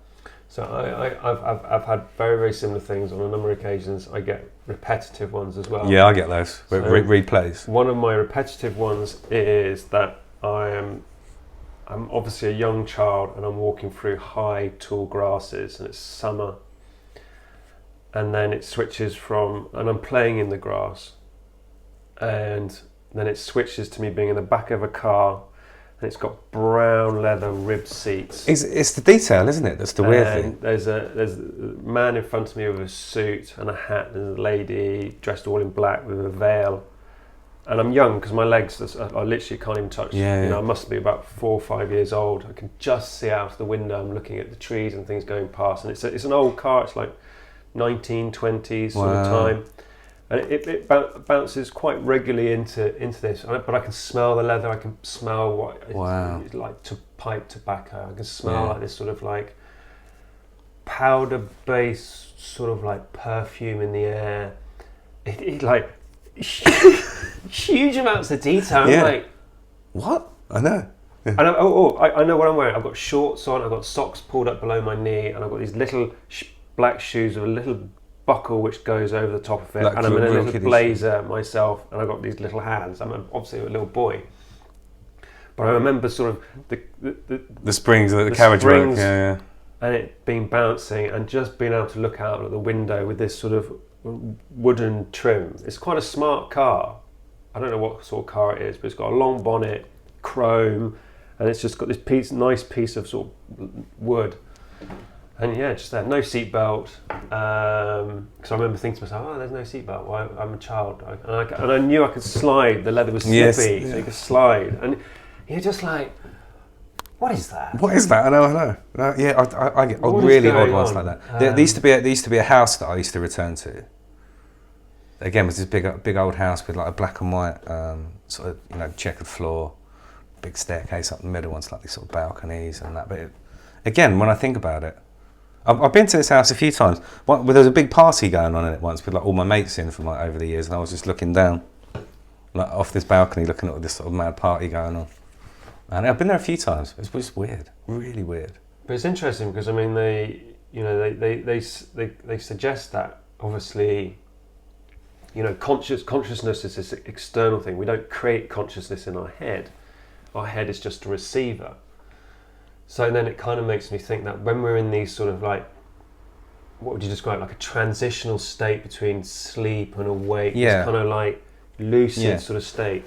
Maybe your consciousness is just leaving or whatever, or you're just being able to project into, is it past lives or is it someone else's lives? So they reckon that it takes you 9 minutes to fall asleep, to get into deep like sleep, REM, where you're supposed to dream. Yeah. Right? So I've always been able to I can go into that space where I start dreaming quickly. But this is what I'm saying, it's not, I don't know if they're dreams, because I can be conscious during it. Well, this is what they call like lucid dreams. Yes, where you're aware that you're not in this reality. But that's when I get the weird thing, is when it's always in that space. So I can be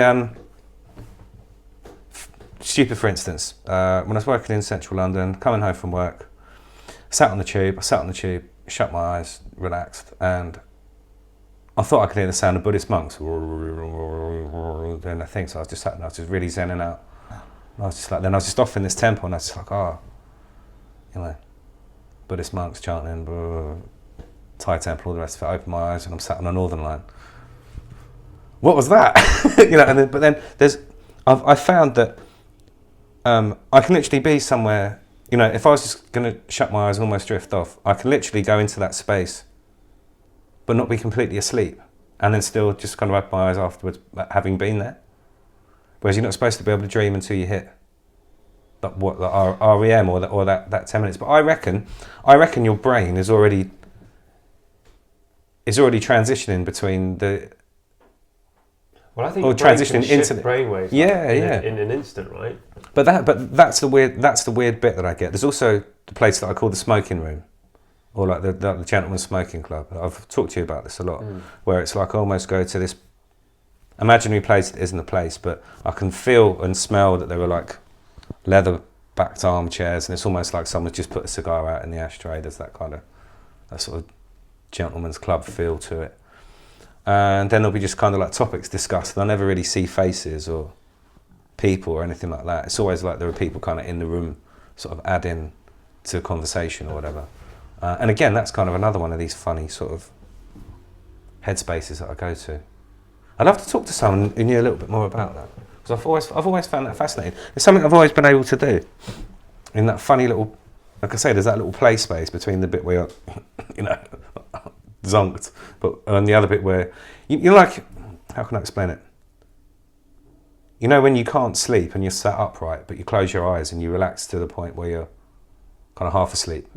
That's almost like where the space is.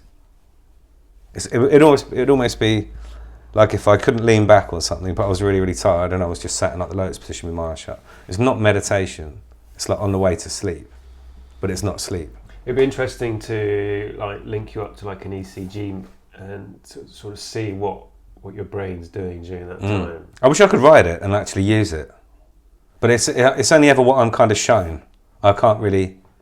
You probably, I imagine, like with everything, with discipline and practice, you probably could. But I know the state you're talking about, because I I find myself, so interesting, before I gave up drinking, before that big ayahuasca shift, I used to drink all the time. I mean, I did, yes. That's I know you did. I used to drink all the time. But I also used to dream all the time. That's what I meant to say. That's that Freudian slip. Do you see how it's still there? I used to drink all the time. Used to do that as well. Thank you, ego. Used to dream all the time. And, you know, even when I used to smoke cannabis, I'd always dream. And lots of people go, oh, when I smoke cannabis, I never dream. I was like, really? I was like, I always have really great dreams. Mm. But then when I stopped smoking and drinking and all of that, I didn't dream for like, I had no conscious dream. Yeah, you don't wake up remembering. Didn't wake up remembering ever having a dream for like 16 months. And then having a very, very lucid dream. I mean, which felt like for weeks, full detail, full control, just everything, like really, really incredible. And I just woke up going, wow, that was just a really great night. That's just an amazing experience. But now I find, like, literally only a couple of days ago, I woke up and it's probably around 3:30ish, and I'd been having a pretty vivid dream. I woke up quickly, went and had a quick pee, straight back into bed, and literally straight back in the dream. Straight back into it. I remember even walking to the bathroom, almost kind of going, I wonder if I'll get back into that. Don't wake up. Don't. And even so, I think sort of sat down on the loo, like, with my eyes closed, going, oh, don't wake up. Let's try and keep this state. But then slipped into it. But what I find really, really frustrating is that you're dreaming it and you're like, right, I'm going to remember. And then you open your eyes and you literally feel it being sucked. Yeah, slips away. And you're like, no. Sometimes that, but then there's the other ones where, you know, the detail just sticks with you and stays. There was for me, detail, yeah, but not that I could put into words. I've always had really intense dreams. I don't know if I mentioned it in one of the other podcasts, where there was some apocalyptic event that was set to happen. Mm. It was like a meltdown at a nuclear reactor or something like that, or like some explosion going off or something like that. Now, I had this cyclic dream where the dream repeated itself 8 times. The first time I had the dream, I was a security guard on the perimeter of this facility, and I was trying to stop this cataclysmic event happening. Did I tell you about this? Yes. And so I couldn't stop the cataclysmic event happening by turning off the reactor or hitting the button to stop it, and the whole thing went boom and I died. But the dream reset itself. But when the dream reset itself, I was like maybe one of the lab doctors working a little bit closer to this reactor, and no matter what I did, you know, it went off. Then Groundhog Day happened again, but next time I was reincarnated in this dream, you know, I was a different character, so I was like one of the major doctors. But anyway, each time I was popped back into this dream at the same place, I was someone closer to the reactor or someone who could stop the event happening. And even when I was the person that had the key that could push the red button, as I hit the red button, the whole thing blew up anyway. So look, it was just one of those karmic jokes. But do you know what though? Like, it's dreams, stories like that you just told, which I find really, really exciting, because like some of what I'd call my more profound experiences during like the deep psychedelic work, and not even necessarily psychedelic work, like deep meditative states, is I've found myself in situations where they're trying to show you the same thing. Now I want to tell you a story. So a really good friend of mine, Demir, who's one of my retreat buddies, he and I are very, very close. I remember the first time we met, I just clicked with him, and we've been good mates ever since. And a couple of years ago, when we were back on the retreat, he was like, oh, you know, I've got something I want to tell you. And I was like, oh, brilliant, I'm always up for your stories. And he's like, we'll go for a walk. Anyway, we went for this walk, and he explained, he's just like, look, he's like, I've been doing this deep regressive hypnotherapy with this really amazing hypnotist. And he's like, I want to tell you about one of our sessions, and it's all recorded, and we've been talking about it over the last couple of weeks actually, because he's going to transcribe it for me. And he's like, I'm in this future environment. It's not Earth, but it's very similar to Earth. And I'm married, I have a family that I recognise, and I go to work and all of this sort of stuff. And he's like, one day, he said, I'm sat around my dining room table with my family, and there's this horrendous cataclysmic event, this nuclear power thing. So they've created, in this time and on this planet, they've created this free energy. Yeah. Right, so everything is free. But a fraction of the government is trying to weaponize this free energy, whatever, right? And during the process of trying to weaponize it, and he sat around the table and he says, there's just this cataclysmic event where everything just explodes into this fireball. And he says, everyone in his family's wiped out, and he's just he floats up, and he's looking around as literally the whole city is just going up in flames, like Judgment Day, right? Big fireball. And all he can see is just these white orbs everywhere. Millions of these white orbs all being pulled up. And they're getting pulled up through different, almost like sort of suction tunnels. And he gets pulled up into this suction tunnel, and he comes to, and he says, you're stood there waiting for me with this big smile on your face, like you're smiling at me now, going, we're going to have to start again, aren't we? And he said, awesome. He said, it was so real. And he said, the humour in your face of just going, God, we're just going to have to start again, aren't we? And it's interesting, and I know it's woo-woo, and some people are going to be like, oh God, it's a bit crazy. But, I do believe, due to a lot of the experiences I've had, that we are these eternal beings, and we are having these very temporary human experiences for the sole purpose of expanding our awareness and consciousness into these different realities.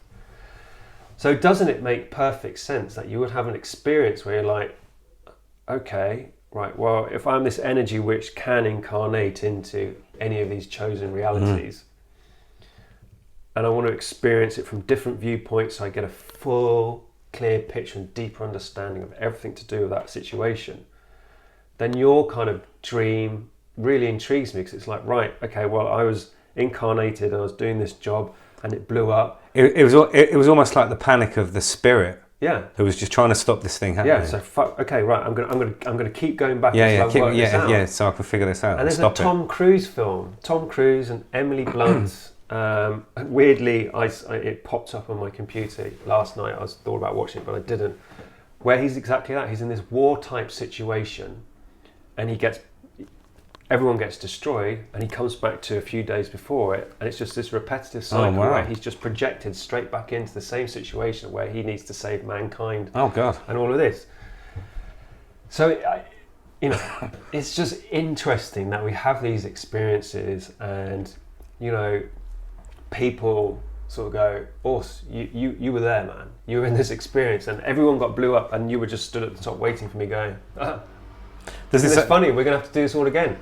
Look, we fucked up again. Let's try man, that's just one. There's another one where I'm a time traveller, and I'm doing a lot, but it's time travel through dreams. And again, there's this whole thing with like flipping Mossad and like international espionage, because they've got the same kind of people that can do the same thing, where you enter one another's dreams. Again, there's a film similar to this apparently as well. I don't watch a lot of film. Men Who Stare at Goats. I've seen that one, but not that. But it's that. Yeah, I know. This shit, exactly. Projection. I mean, they took it really seriously. I sent you those papers that came out the other week. It was interesting. You sent me them, and I was reading them in the morning. I was just like, oh, this is really really interesting, because all those things that we ever thought, they've actually said, it's true, and that there is the sort of superhighway of information, and if you find a way of plugging in that you can. But again, we are these conscious beings, this internal energy. Consciousness is just like the iCloud of information. Everything that any being has ever had is all stored. And again, this is just a receiver. So if you can tune into it, then you can access. And maybe in these altered states, these dream states, or when we use psychedelics or breath work or deep meditation, maybe that's when we're able to tune into these different frequencies of information, which then suddenly goes, oh wow, shit, I'm getting all this information through. I remember one of my senseis saying that he was going to put me into a state which was going to make me feel euphoric and like someone that I'd never been before. And I remember how unimpressed I was and how surprised he was that I wasn't feeling amazing. I was just like, oh, I've been here before. How'd you do that? So I've got my own ways of doing these things. He goes, yeah, you just smoke weed. It's got nothing to do with the weed. I've been able to do this since I was a kid. He's like, yeah, you just smoke weed. It's like, it's not weed. He's going, oh, I'm going to put you into this, this state. It'll make you feel euphoric. It's like, yeah, it's okay. Oh no, maybe I'm just not as easily pleased as most people. Maybe that's why shit doesn't work on me in the same way. Maybe I'm not trying to please. Yeah, maybe.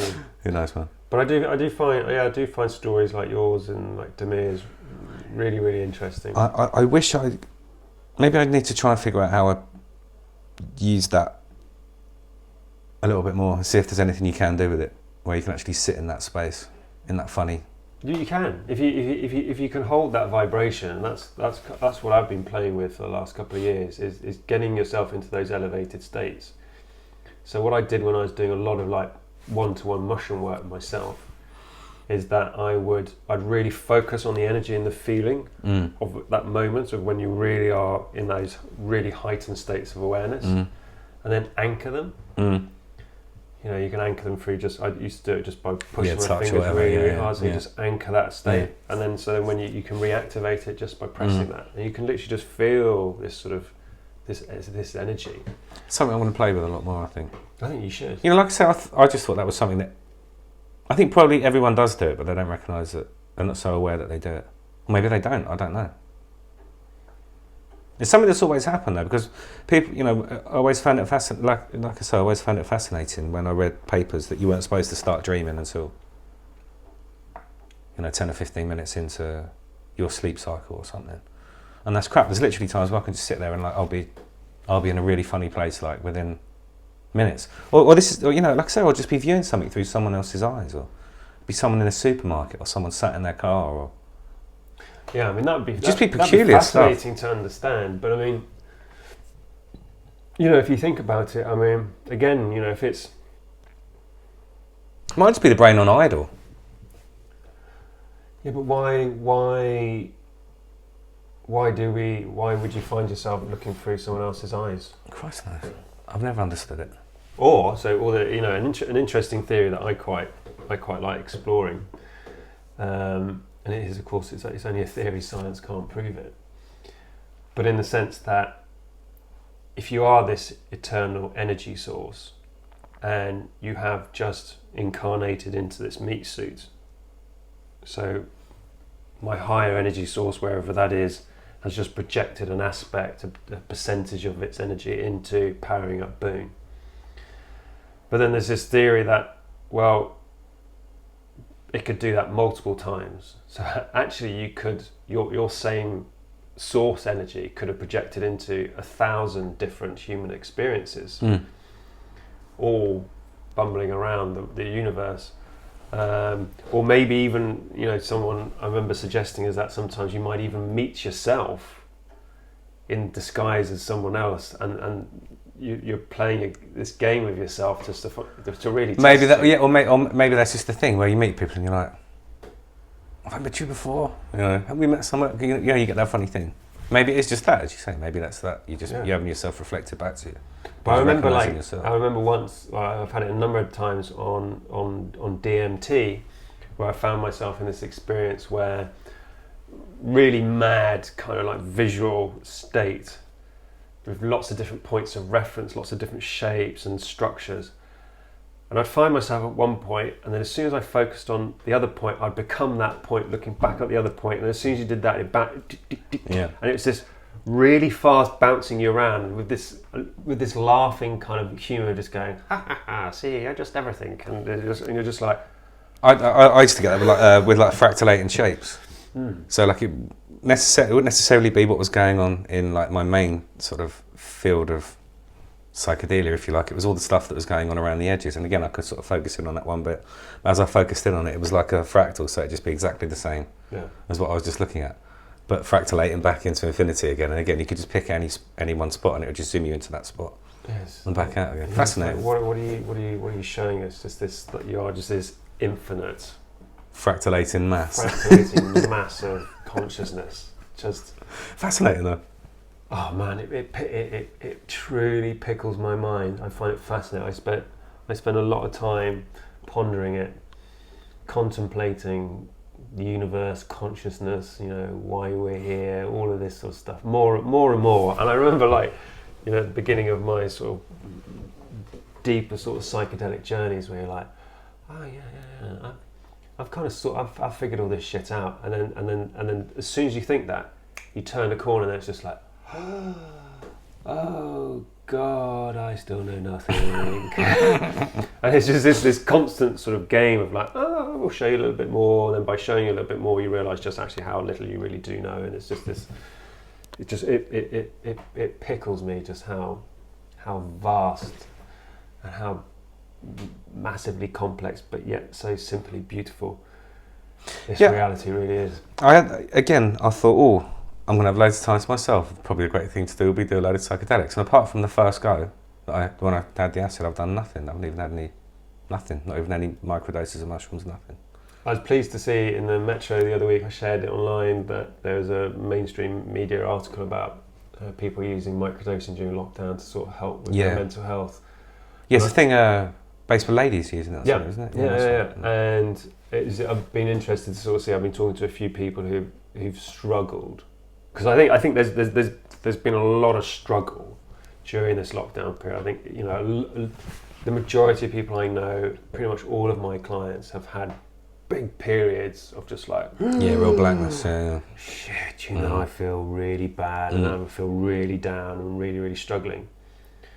And a friend of mine was saying to me only this week when we were sort of chatting, he was like, I've last couple of weeks I've like really challenging, literally to the point of, why am I here? Likewise, man. I can say the same. Nothing is, no, I can say the same. Nothing is worth this. Everything has failed. Everything's going wrong. What's the point? All this sort of stuff. And he was like really down. And he said, I just did a quick 2-gram mushroom thing. He said, next day, bung. It's funny, isn't it? All of it shifted. He said, for 3 bloody weeks, I was just like, oh my God, my life is over. Why have I bothered? I think the last 2 weeks has been last 2 weeks to a month has been quite hard on a lot of people, from what I can see. Well, I think I was talking to a friend of mine that obviously a lot of the mortgage payment holidays have sort of stopped now in July. So then people who've had that sort of 3-month financial break from paying mortgages are now sort of having to pay that. Furloughing is now dropping, Yeah, man. So money's getting tighter, and there's still no consistency of when are we going to go back to work. Some people are like, I've got a friend of mine, she was like to me the other day, oh my God, working from home I just love, it's the best thing, don't really want to have to go back to work and go into the office. And I was just like, that's great, if that really works for you, amazing. Maybe try and suggest that you carry on doing that. It saves office space for you. But then other people who need to get out of their house, who then just sort of stuck at home going with all they've got is a laptop, and you're just talking to people on a screen all day. I think a lot of people's work's going to change dramatically, the ones who are still in work. Again, I think going back to what you were saying earlier on, I think they're trying to kick all the small businesses and all the sole traders in the arse. They're trying to create a cashless society so that they can watch every single penny that people make. And I think, it's going to be interesting what happens in the next bit. Do you think, because a few years ago they were obviously talking about the universal basic income, which I was like, I've been a proponent for and I've supported, because I think, give everyone over 18 1,500 quid a month, right? I'm not saying that's the right number, by the way. Give everyone 3 grand a month, that would be even better. But give everyone 1,500 quid a month. So, and I think what I'd like to see rents capped. Because in London, the last few weeks, we've got out of London quite a lot to go down to Hannah's family. Oh man. And you know what I pay for this place, I could rent a 5-bedroom house with like an acre garden near the beach. Near a beach. No, I know. And you're just like, I think it's criminal how people, especially in big cities, are literally just slaves to paying their rents and bills. But I think what you're going to see now is, because there aren't the people working to pay rent or pay mortgages, you're going to get almost like the urban degeneration, because there aren't going to be people who can actually afford to live in London in the same way already. We've seen people moving out of all around this area. Exactly. Since the start of lockdown. There's been shops, a lot of shops aren't reopening near me. Well, a lot of them aren't reopening near me. They just boarded up and it kind of says, thanks for the business, but see you later. And I think you're just going to get, people are going to get pushed out of central London. Yeah, I mean it's been happening for a while already, but yeah. But quickly going back to the universal basic income is that I like the idea, but then there's also a part of me which is concerned that if we all start relying on the government to give us money, then we're kind of in their pockets. They can switch that shit off pretty quick. So that concerns me. But I would love to see everyone gets 1,500 quid a month, say. We're still allowed to work, do our businesses, so you can sort of top it up that way. So I wonder if that's something something positive could come out of this. Because I think I read, was it Twitter's CEO or some social media CEO or something like that is funding universal basic income in his local state in America. He's funding it just to sort of see how it works. It's a good idea.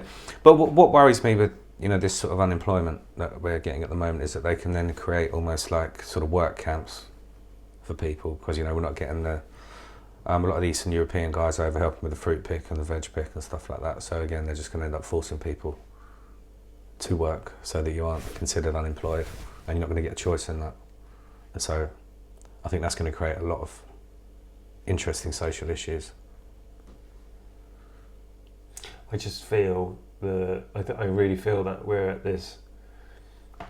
teetering on this knife edge with human potential, human life, human society, human culture. I think we've really sort of come to this sort of crossroads now where lots needs to change. I don't have confidence in how our government structure is all set up now. I don't think it's effective. I don't think it works. And I think there needs to be a whole overhaul of everything. Like everything. There needs to be an overhaul of the education system, because that's like 200 years out of date. I generally believe that everybody should have the right to having a house, a home, safe, dry, etc. I think everybody should have access to free, really good quality education, unbiased education. But if we'll see that with the governments in control at the moment, I don't know. But then I kind of wonder if we are. I think there's lots going on in the background. I've found Donald Trump really, really fascinating ever since he got elected. Partly because I had a premonition that he was going to win, and I put a bet on him winning, and actually won quite a lot of money because I got like 100 to 1 odds. Seriously? Yeah. Yeah. Paid for my wife's 30th birthday in Ibiza, put it that way.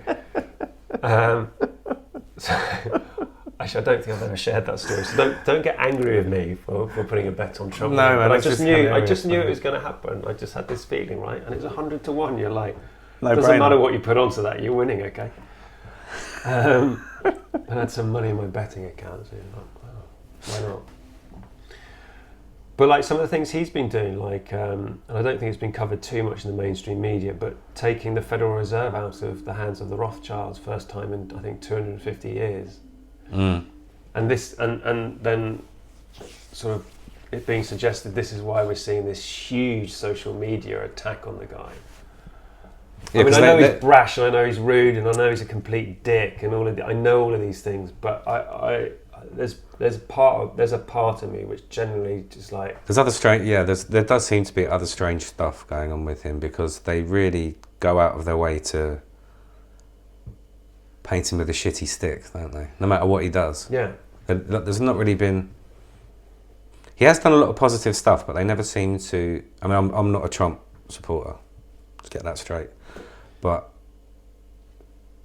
they have gone out of their way to make him look like the bad guy. He's obviously done a lot of great stuff for He's doing for stuff America. that people aren't talking about. You know, like the taking the Federal Reserve out of the hands of the Rothschilds, first time in 250 years. That's a major thing, right? That's a whole conspiracy theory in itself, mate. That one. Yeah, but then also, you know, which isn't being talked about in the mainstream media at all, I know, which again kind of irritates me, that we're kind of sort of seeing division and anger and upset because people are wanting to wear masks. But you know, all of this Jeffrey Epstein, Yeah, man. That's all being. It's all all. of this Yeah. Ghislaine Maxwell and that shitstorm. Yeah, Of- but of- no, but it's almost like they've just come right. Nothing to see here with that one. We'll just get that out of the way.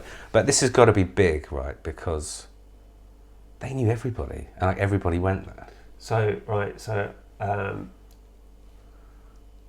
I'll just say it like this: someone I know knows one of the QCs on the case for Prince Andrew, and in their words, He's guilty, isn't he's fucked. we know this. He's fucked. So you've got a major member of the British royal family who is allegedly, right, got to say that, allegedly been up to all of this nonsense with Epstein and his mates. And I mean that documentary. Oh yeah, well I don't sweat anymore. Where he's sat there sweating bullets. You know, you're just like, whoever the hell advised Prince Andrew. I mean, crikey! I mean, he almost just hung himself out to dry. So you got this, and bearing in mind, you know, a year ago or so, when you talked about Jeffrey Epstein and all of this, people were like, conspiracy theory, bullshit. It's conspiracy theory, and then you're like, oh. Actually, Hang on a minute. no, it's not at all. It's a major, very, very real thing. But then the media's just not talking about, you know, these potentially hundreds of thousands of children which go missing every single year globally, and all of this. And I kind of feel that we're getting to this point in history where all of this is going to be exposed, this sort of child sex trafficking and the horrendous paedophilia and all of that awful stuff which goes on and just has to be dealt with. It needs to all be brought to the surface, and those people need to be. But there's there's been an absolute whitewash in the media. Like no one's really talking about it. All they've said is that they've got, you know, Maxwell's daughter. She's been arrested and. I'm telling you now, I will say this on camera, I'm quite happy to say it.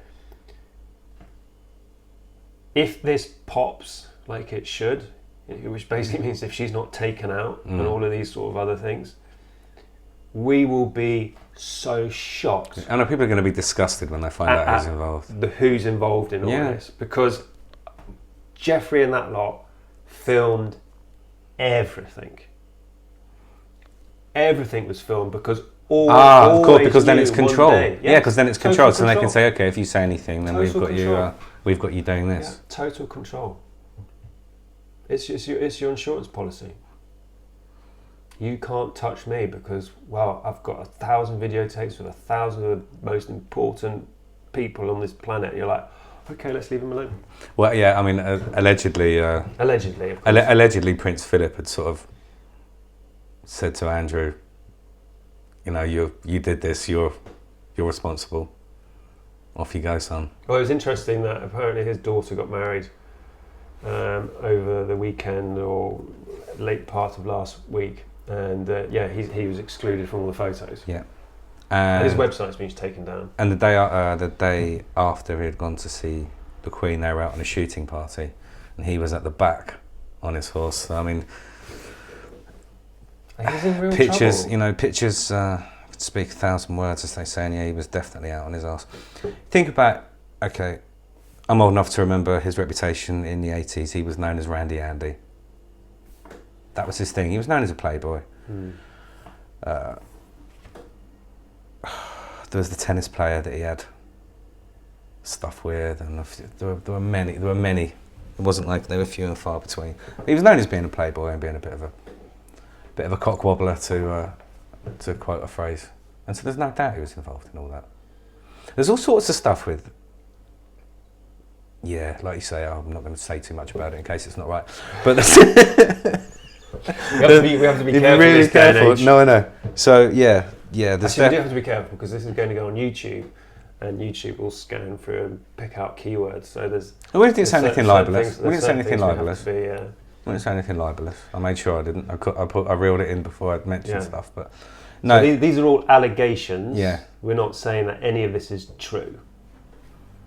For the record. For the record, you can make up your own mind. Yeah. But no, there's I think the depths with this and how it's all panning out and what they're discovering, and the ways that people are being trafficked and the way that they're literally being bought and sold as commodities. It's just horrific. Oh, it's awful. It's horrendous. I remember reading a report a couple of years ago talking about how there's so much modern day slavery here in London, where you got the rich and the elite people who have these sort of house slaves. Yeah.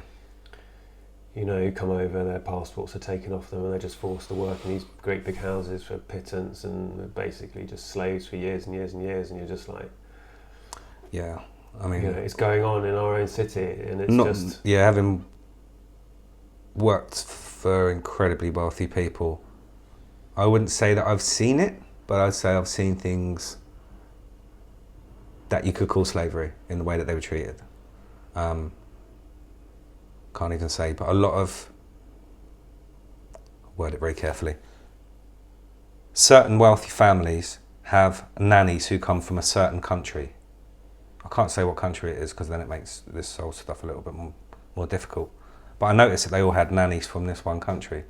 But the way they treated these au pairs, nannies, was absolutely shocking. And I'm sure they weren't paid proper money or given any freedom, or they had no way of leaving the house or the compound once they were on it, unless they were taken, or But yeah, anyway. But it's all of this sort of stuff needs to come to light, so then we can move on and create a much better society.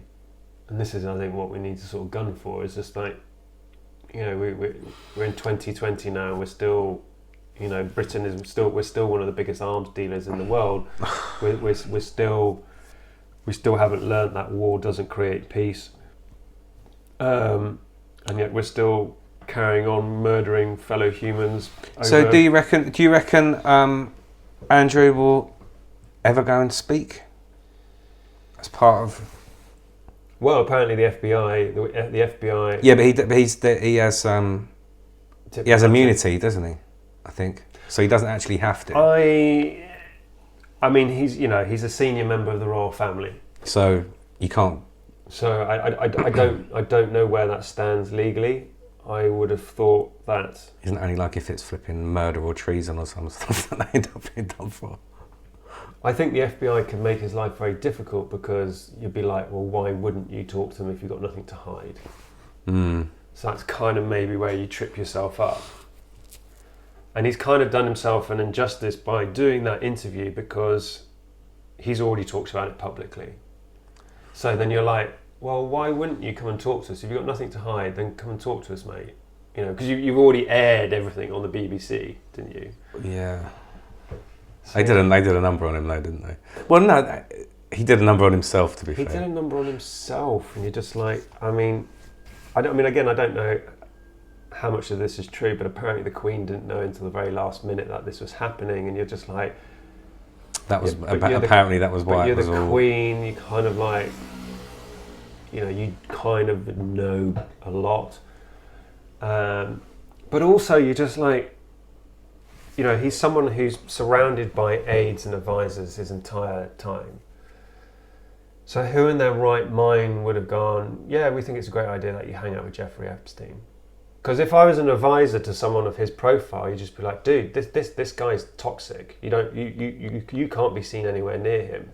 And the way he explained why he went to go and break up his relationship with this guy he wasn't particularly friendly with, and go and spend another 5 days of breakup time while he made it shag pad in New York, after he's a convicted paedophile or sex offender.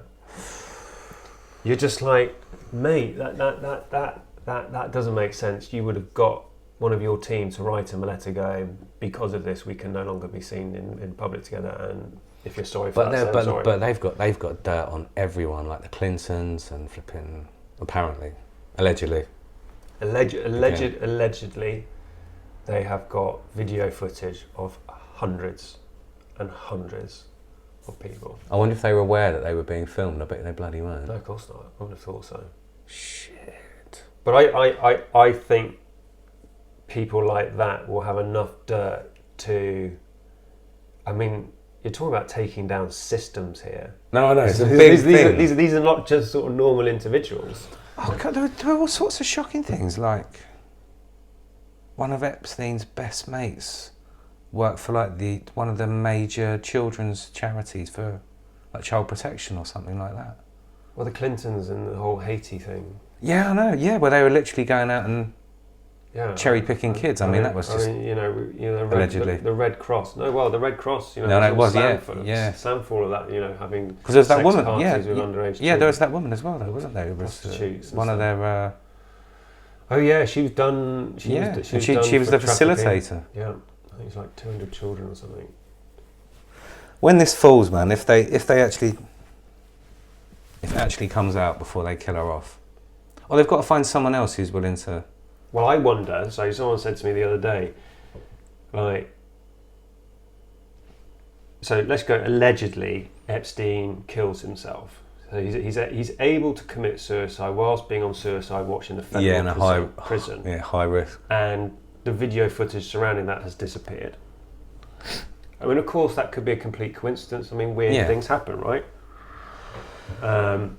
Take that as what you will. But I wonder if she's got a dead man switch in place. So, like, if she goes, then... Because if it's video, that can all be digitally copied now. And I wonder if she dies, then all of that files is just emailed to, say, maybe every single newspaper editor in the world and every single newspaper station and, Julian Assange or WikiLeaks and all of this sort of stuff. Literally just go... Because I think and I hope for the sake of all of the many millions of people who've suffered abuse from people like this, I hope that this pops like a bloody powder keg and it is just exposed on the deepest level. Because they were saying they brought back the death penalty, specifically for her or something. Well, no, this is what Donald Trump said. So, I watched a video of Donald talking about Epstein, and this was a few years ago, and saying, just ask Prince Andrew. If you want to know more, just ask Prince Andrew. He's on film, I watched it yesterday, him just saying it. Trump has been out to get these traffickers for a long period of time, and he did a tweet not so long ago where he was just like, fast trials, death penalties. No bullshit. Fast trials, death penalties. But if you're found guilty, that's it. It's going to be interesting, man. This next bit. Oh man, I think it's what we were saying when we spoke a few weeks ago. Like, there's just been everyone was saying, Age of Aquarius. This is when everything changes. Everything changes, and like as we said, there's going to be some mass awakening or some event or series of events that started changing the way that people thought. It's not the paradigm shift we all thought it was going to be. But it's doing exactly the same stuff, but in a much more real and on the ground sort of manifestation, if you like. But this is what's needed: is that to have a deeper collective consciousness awakening, which is what I believe humanity. There's got to be the breakdown for the rebuild. There has to be this absolute breakdown, and part of that is going to be exposing all of the darkness, and the darkness is things like these vast controlled child trafficking regimes around the world. The power of the money, how it's only in a certain amount of of people's hands. Huge amount of manipulation, control from how the media is controlled by literally like 2 families, or 5 corporations. The pharmaceutical industry and all of that BS, and how a lot of the time these drugs really aren't doing us any favours at all, maybe making us much sicker than actually helping us. So I think, and this is what you kind of see bubbling up. You've got obviously the coronavirus, which is locking us all down. That's exposing the weaknesses and the bullshit in our governments. Again, giving people thinking time as well. The people who want it, the people who actually seeing the anomalies and the things that don't quite make sense. And you know, like you say, people are starting to realise that a lot of this is about control and money and power and all of these other things that they're using to manipulate us, basically. I mean, it's interesting. It's interesting seeing how people change. So, like my parents, who are like staunch conservative Daily Mail readers, they've been like it since day bloody one. Drives me nuts. Like drives me nuts. They'll just listen to their doctor, take the pills, do whatever. You know, it's just drives me crazy. Even my parents, I can share conspiracy stuff with, and they're just like, "Oh yeah, you don't know, it doesn't make any sense." And like with the whole corona thing, and I'm not saying that this is fake. Yeah, there is a virus out there, coronavirus, and you know, and it has affected people for sure. But my parents are in the severe risk category, right? And I was having a conversation with my dad, who's in severe risk. You know, had too many strokes this year, breathing issues, all this sort of stuff, right? And I'm like, and they live in a sort of fairly densely populated local town, you know, where they know everybody. I'm like, do you know anybody? Has any of your tribe, anyone at all, had coronavirus? They're like, no, none of us at all. I'm like, that's interesting. And you know, even my dad saw going the other day. Oh, you know, this is starting. None of this is making sense. You know, what's going on here? There's more than this that meets the eye. And you know, and as I said, staunch Daily Mail reader. You know, you trust what the government all says and all of this. I'm not saying we shouldn't trust what the government say, but it's interesting to see how people's opinions and minds are. I think it's allowing people to see that the foundations of a lot of the stuff that they believe to be solid and true isn't necessarily what they thought it was. Even down to, you know, like you say, people who have voted a certain way for a long period of time. You know, they're suddenly realising that they're not voting for the same thing that they thought they were. And again, you know, I think it's just allowing everyone a lot more time to create their own opinions, really, rather than just sort of be carried along by it all. It is, you know, it's just been interesting, all the stuff that's sort of popping back up again. Like with the whole racial thing, I'm not going to dig into that too much. You know, the pandemic, then the racial thing, then the whole thing with Madeleine McCann popping back up again, and the fact that I think they've got the chap who may have been responsible for that. And it's like, yeah, like all the memes and everything were saying that we'll just wait for aliens to land now, and then that would be.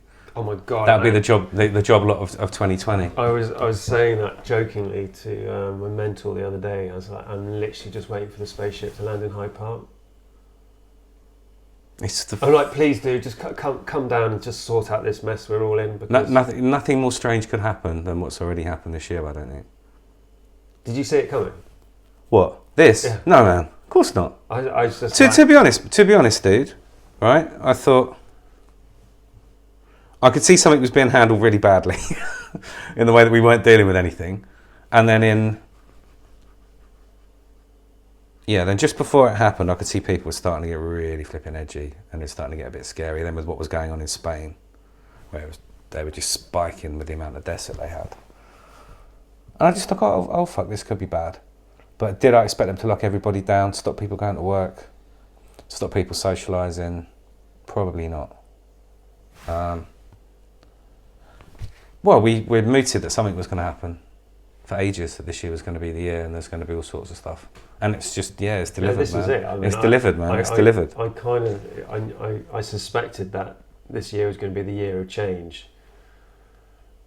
I guess my more optimistic side of me had kind of like, oh, well, nice spiritual awakening. My rose-tinted spectacles on and everything. Yeah, when it's just gone. And it's just like, bitch slap. You're like, yeah, I've been a bit like, what next? For me, yeah, with my personal stuff as well, it's just been a bit like, what next? Yeah, always challenging. And I think, like we sort of said earlier, I think well, it was interesting. So, like, yeah, it's quite nice because I have this sort of pool of private clients, and you get to sort of have really interesting, intimate conversations about their lives. And what I found interesting is how there's definitely like themes. Yeah, we've talked about this. And like everyone I know pretty much has gone through challenges and issues with their partners and loved ones and stuff. So it is this sort of difficult period where I think there's a lot of shit sort of coming up, and it brings out people's fears and traumas and worries and anxieties and stuff. So I think it is a particularly challenging time for a lot of us. I think it's just important just to try and keep your vibration high. Remember, regardless of how intense shit is, everything is temporary, which it really is, you know. And I think it's so important for all of us to keep ourselves as fit and healthy as possible, because I do think we're entering a time of change. I think there will be more challenges as the year goes on. I think things could get mercenary quite quickly. Yeah, and no, this. I can already feel the descent into shit, and I can really feel it. And I can see, you know, even some of the urban stuff, like shops still being boarded up, places definitely not reopening. I can feel the like I say, the degeneration. Yeah, and I've seen a lot of anger. Of the effect. Yeah. So I was driving through Notting Hill the other day, you know, 20 mile an hour zone, probably going like 18 miles an hour. And this guy literally, he just steps right off the pavement, straight in front of me, headphones in. He didn't even turn to look, so he would have seen me. I literally have to perform an emergency stop. Don't hit him, don't come anywhere close to hitting him. But he obviously senses this van coming to a rapid sort of stationary stop.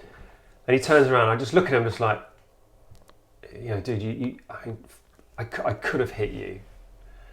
And my God, if looks could kill, I would have been dead instantly. This guy gave me the worst fucking angry look. He took out his headphones. He's there all charged up like this. I'm just like, literally my internal voice was like, just drive on. Because he's like 6'5", built like a brick shit house. I think would have just literally snapped me in two. What you got to remember is there are no gyms open at the moment, so all those meatheads are doing loads of steroids and not having anything to give it.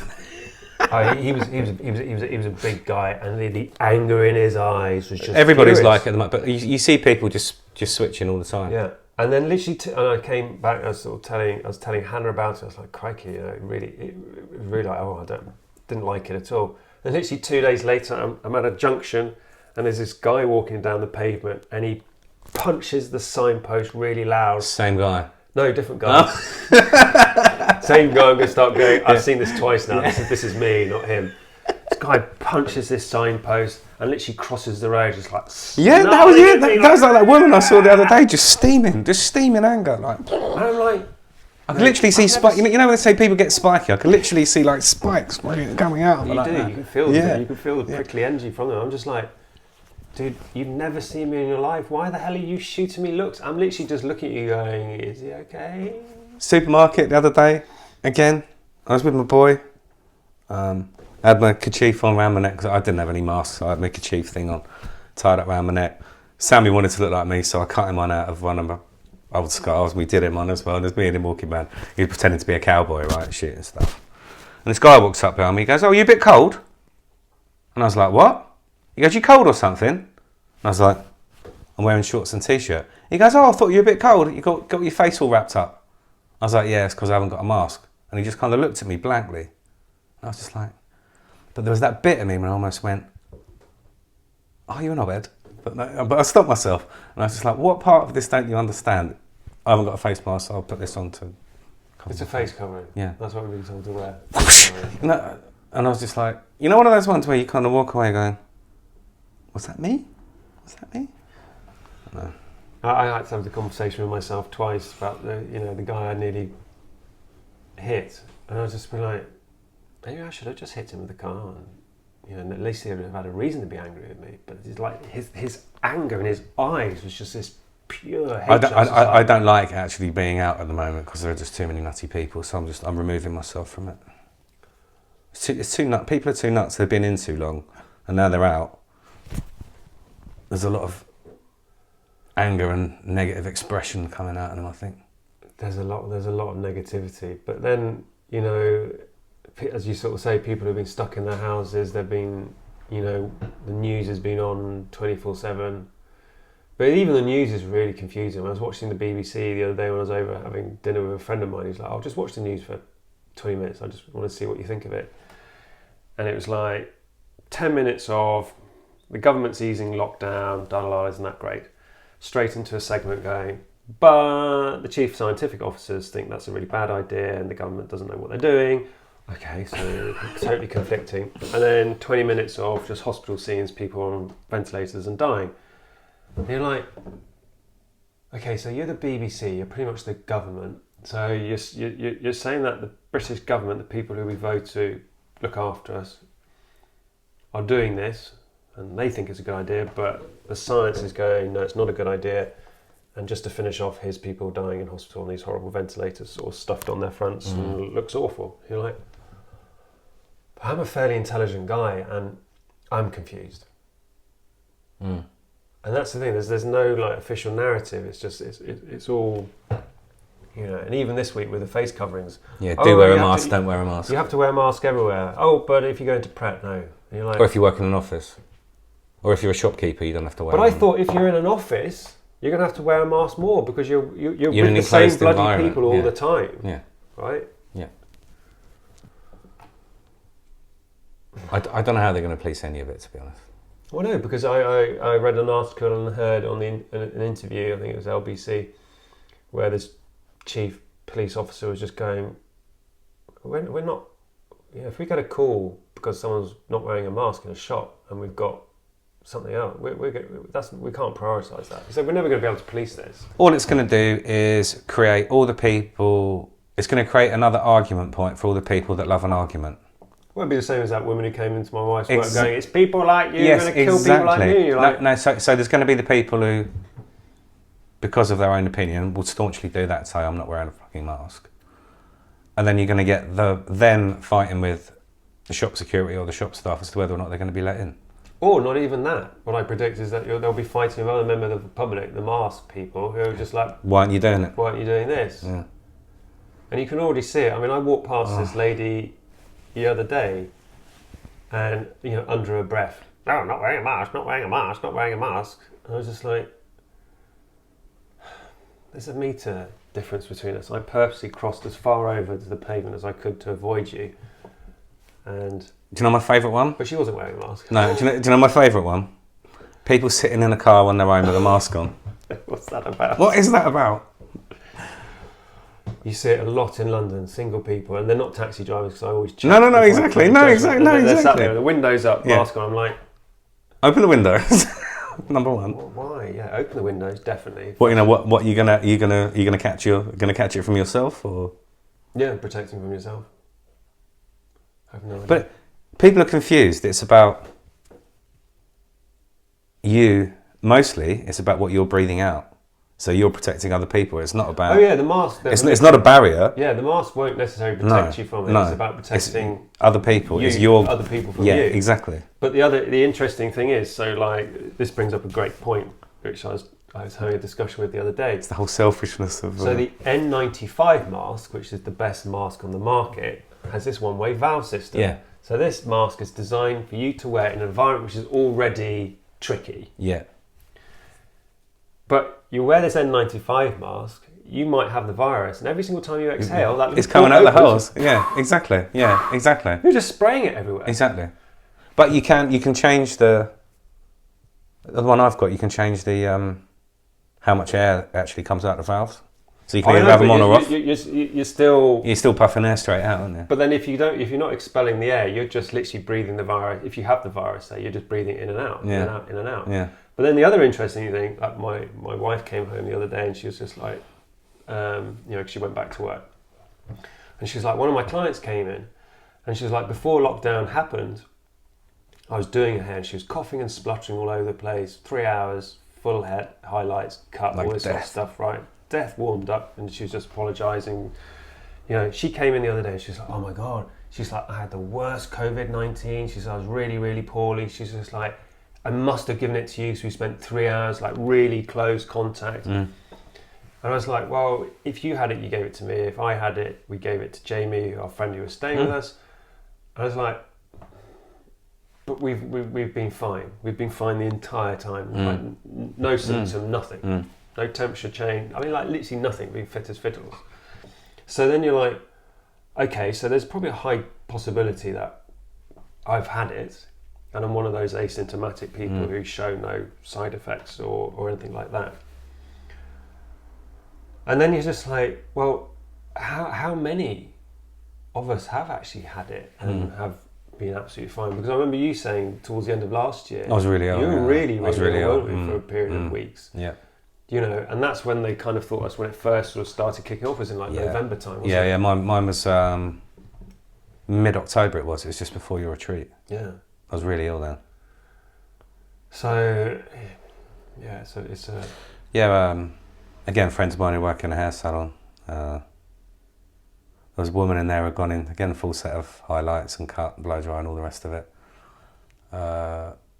She put a photograph up of the new hair on social media.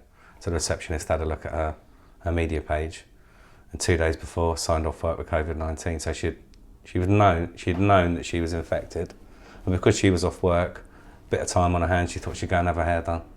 And so it wasn't even going to tell anyone. That's so irresponsible. Oh, but that's why I'm glad I'm not working in that industry. If there was anything particularly bad, I mean, you are frontline. There's no doubt you're going to be one of the first people that get it just because of the amount of exposure you have. If you're seeing, I don't know, anything from sort of 8 to 15 people a day, every day, 100 to 150 people a month, say, you're going to get it. If there is anything to be got. And there's still really no word on this whole track and trace thing after Boris. Nothing's going to happen. World leading. It never existed. It never existed in the first place. Again, I've been slapped down for saying this because, again, a lot of my family are high risk, but I don't really know a lot of high risk groups to say as such. And I do know people who are allegedly they're sort of second or third, sort of degrees of separation away from me, have apparently died, or the cause of death has been put down as COVID. But I know a couple of people who have had it and were quite sick, but the potential effect that they said it was going to have on us as a nation, I think this may sound really insensitive to anyone who's listening, watching this, but it's not meant to sound like that. I just expected there to be a lot more people who I knew that were maybe affected by it in some way or another, because so many of my family and friends are high risk. We've all got something wrong with us, but touch wood, luckily we've all been okay. I just expected, I guess because of the hysteria when it first broke, that it was going to affect everybody much more dramatically than it has. But I think that hysteria was obviously exacerbated by Professor Ferguson's initial report going, this is going to be again, 500,000 to deaths. Yeah, but then he was getting his numbers from Italy. And again, they were based on the fact that if we did nothing and there was no lockdown, that would be the projected deaths. But because that's what everyone remembered, and that's the bit that they kind of told everybody, it doesn't matter what you report about someone. All people remember is the first thing you reported. You could say that someone was a murderer, and they could get off and not be, charged with murder. But all you're going to remember, because it's the first thing that was reported, is that they were tried for murder. Do you know what I mean? It's that kind of. You always remember the first thing that you see, and especially with figures like that. I think that's what set the hysteria off with everyone. Yeah, I think the media also just jumped on it. Yeah, and just fed the fear, which is why people aren't wanting to. But it almost felt go back and socialise and go back to work now. It almost felt like for a while that Boris Johnson really didn't want to do lockdown.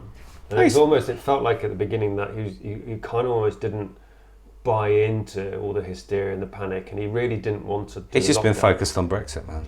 Yeah, and then obviously, he got ill and, apparently nearly could have potentially, I mean... If he had it. Who knows? Who knows? But I do find it interesting because you could feel it. He was very hesitant to do a lockdown because, I mean, regardless of what your political views of him, you know, I think he is this liberal kind of guy, and he doesn't, you know, locking people down on your watch as PM ain't going to do you any favours, No, exactly. right? So anyone who's in that position who wants a second term is going to be like anxious about this. The same with Trump, you know. So what do you reckon with the Conservatives then? Do you reckon their time's numbered? Do you reckon people will have had enough after this? I can't see them getting in again. But then I said that last time, and look what happened. You just can't play it with the nation, can you? Because you never know. It's so difficult. I mean, you know, you kind of sort of think that the Conservatives are just this loathed kind of like party who just think about money and their mates and screw over the little man and all of this. But, you know, people seem to vote for him. But I think with that, and I don't, you know, my knowledge on politics isn't great because I don't have much interest in it. But I think Labour really screwed up on a number of points, which obviously massively weakened their thing, their obviously their potential. A lot of people seem to have massive issues with Corbyn, like massive issues with Corbyn. I mean, you know, I don't have massive issues with Corbyn, but you know, a lot of people do, and so then they kind of. It's almost like people who would have. Yeah, so put it this way, I'm rambling, but I know staunch, lifelong Labour supporters who went Tory. Yeah, same. Because of Corbyn. I guess it just depends how all of this pans out in the long run, really, doesn't it? And how well or how badly it's dealt with. Yeah, and this was kind of the thing that I kind of sort of thought with. You know, bouncing back to Trump, because obviously he's up for a re-election in November, where I was like, do you know what, when he gave everyone that fiscal check of, what was it, like $1,200, and I think they might be doing more, I'm just like, you're kind of buying the election, right? Yeah. If you think about it, you're kind of being presented this opportunity to, if you rock this, if you really sort of do something which is going to help people, you've kind of bought your election. Again, they really have to come out of this with clean faces, don't they? The pair of them, if they're gonna carry on. Yeah. I think there's still a load of people who really like Trump. Clearly.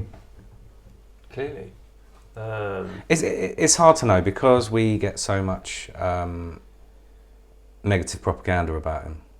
Yeah, so he must be doing something right for all of those people to vote for him and get him in the first place, or he must have had good. He's a popular guy, isn't he? Listen, he won, and you know, I'm not saying I'm a Trump supporter.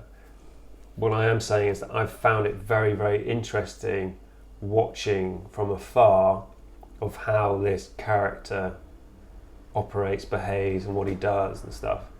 I mean, he's got skin as thick as a rhino. I mean, you know, shit doesn't seem to bother him. He's quite happy to call people out. I watched don't know if it's his real one, but this sort of 2020 election video he did. I'll share it with you. I'll probably add it to this podcast, where he just calls out the Clintons, he calls out all these people, and you know, he's just like, no shit's given. And you know, he talks about draining the swamp, and you know, he's this rude, brash, kind of orange fellow who seems quite happy to rub people up the wrong way. He's used to doing it in business, though, isn't he? Just to piss people off, or to, you know, and like just to be brash.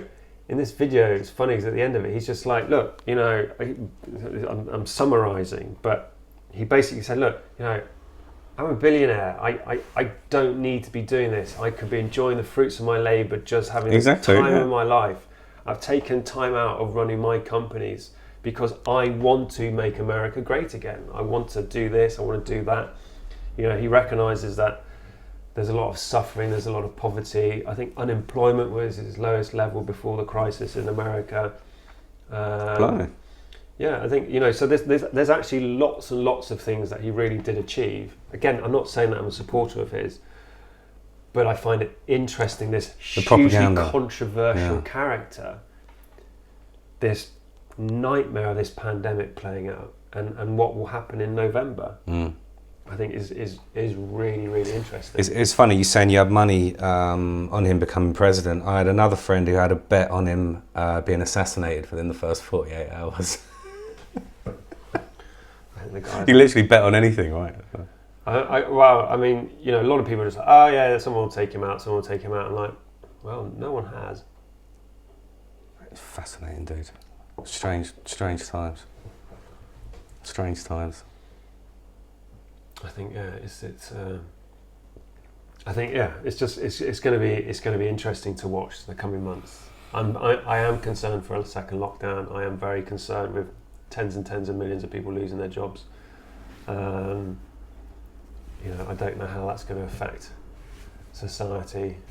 A second lockdown really, really concerns me. I'm going to try not to do the next one on my own. I'll just say to my mum, bloody come and stay or something. No, maybe that would be worse. Maybe not mum. Maybe not mum. I know people who sort of got locked in, like with their in-laws and stuff. Yeah. First 10 days, oh, it's fine. 3 months later, they're just like... Yeah. Bottles of gin. I know someone who literally before lockdown, apparently they'd ordered like 30 bottles of gin. Someone queried it and they're like, my mother-in-law's coming to stay. Disclaimer, yeah. Yeah. No, it's been tempting. There's been times when I've just thought. But yeah, I've not really drunk. Not done anything. Surprisingly, normally, if I'd had a lot of time and headspace to play with, I'd have just sort of gone down a rabbit hole or something. But yeah. Just kept myself level. I think I've needed to, really. Too much other shit going on to... Yeah, I think, you know, I mean, it was very much my sort of default of just go straight to booze and drugs. Well, you know what mine was. So I think, you know, going through lockdown, definitely the most soberest I've ever been in my life, and you know, keeping very fit. Like I said, I think I must be growing up, man. Yeah. Boring. Growing up. God. We had to in our 40s. Yeah, boringly. Well.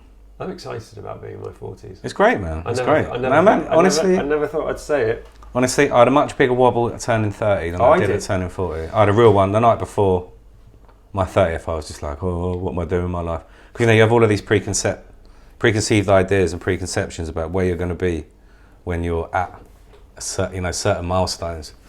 And I don't know what I had in my head, but I had some weird idea that things were going to be a certain way by the time I hit 20 and by the time I hit 30 and all the rest of it. But then you kind of get rid of that quite quickly. Yeah, but that's the problem of when we create these stories, which then lead to disappointment, frustration. Yeah, which is why I don't do any of it. Yeah, we project exactly. these sort of stories. Oh, this is how life should be. Yeah. Very often we don't actually do anything to move forward to create that existence, and then it doesn't happen. And we're like, oh, but I've been telling myself this story for 20 years. That was one of the things that my ex used to say was I didn't make any plans. Because I was always quite loose with everything, because, you know, it's good to have plans and ideas of things that you want to achieve, but there's no point setting yourself up for a shitload of failure 3, 5, 10 years down the line if it hasn't happened. So you may as well have aspirations and things. Can be quite difficult because I agree. You know, life changes all the time. Yeah, I know people who are quite rigid like that. They'll be like, no, I've got a 10-year plan, and then, you know, then something completely, the spanner goes in the works and it's and then it's just like, oh fuck, I'm divorced, I'm a single man now. It's the weird thing that it's the weird thing, you know, where, you know, coming from a really stable, what was a really stable sort of loving relationship, into then suddenly being, you know, the wrong end of 40, on my own, got to sell the house. You know, it's just like, fuck, this isn't what I signed up for. You know, then all those plans and things that we were going to do, or I was going to do, or experiences we were going to share, just then suddenly don't exist. It's just odd. It's a weird headspace. Well, you've been there, man. You know, it's a weird headspace to be in. No, it's a very weird headspace, and I kind of I look back to my first marriage, and you know, when all that went Pete Tong, and that initial kind of thing of like, you know, all of that stuff just rapidly changing and being taken away. and thinking to myself, Jesus Christ, I mean, how do you pick yourself up? How do you move on from this? And I think it took me like 18 months. Luckily, I moved in with a mate of mine who just had this. He gave you therapy, didn't he? Yeah, a lot of recreational therapy, should we say? And I think it's like 9 months of Tiger Woods golf and MDMA. Brilliant. Just sort of. See, I've not been able to, because of Sam, I've not been able to indulge myself. Whereas normally I happily just sit down, have a bit of a self-indulgent 2 or 3 nights. Yeah. And sometimes that's what you need. You just clear that energy. But my point is that, from that sort of dark night of the soul, the stress, that everything collapsing, and me sort of thinking, shit's never going to be the same again, then to getting to that point where you're recognising, but I can now build and create something completely new, and actually, if I reframe this could be a really interesting, exciting new start to something which, I can't predict it, and I know my ego is going to struggle with that, and it will create anxiety and a bit of depression, but let's use the opportunity of this newfound freedom, if you want to reframe it, this new opportunity to reinvent yourself, to become whatever. And that's what I found interesting, especially over the last couple of years of sort of doing like the deep work on myself, is looking at my negative patterns and how that interferes and creates nonsense in my external reality. But then also going, but I could change that response. I could change this response. And I can see what happens. Yeah. See if it changes anything for the positive. If it works out, I just do more of that, double down. If it doesn't, don't do that again. And it's this quite, I think, unique, special opportunity to be able to reinvent yourself. And at our slightly more mature age, with all of our knowledge, that we've learned. So it's not like having to start again. It's you're starting with all of this new this old experience and knowledge and wisdom. Then you can go, well, I'm not going to make the same mistakes again. I know the patterns. I know what to look out for. So actually, in a sense, I've kind of like time traveled back, but I've got all the skills from the last sort of 20, 30 years, which I can now implement and moving forward. No, you're right. And I think that's the ego play again, isn't it? It's the ego play, because your ego goes, I really don't want to be on my own, or fucking poor me. I'm back to where I was 20 years ago.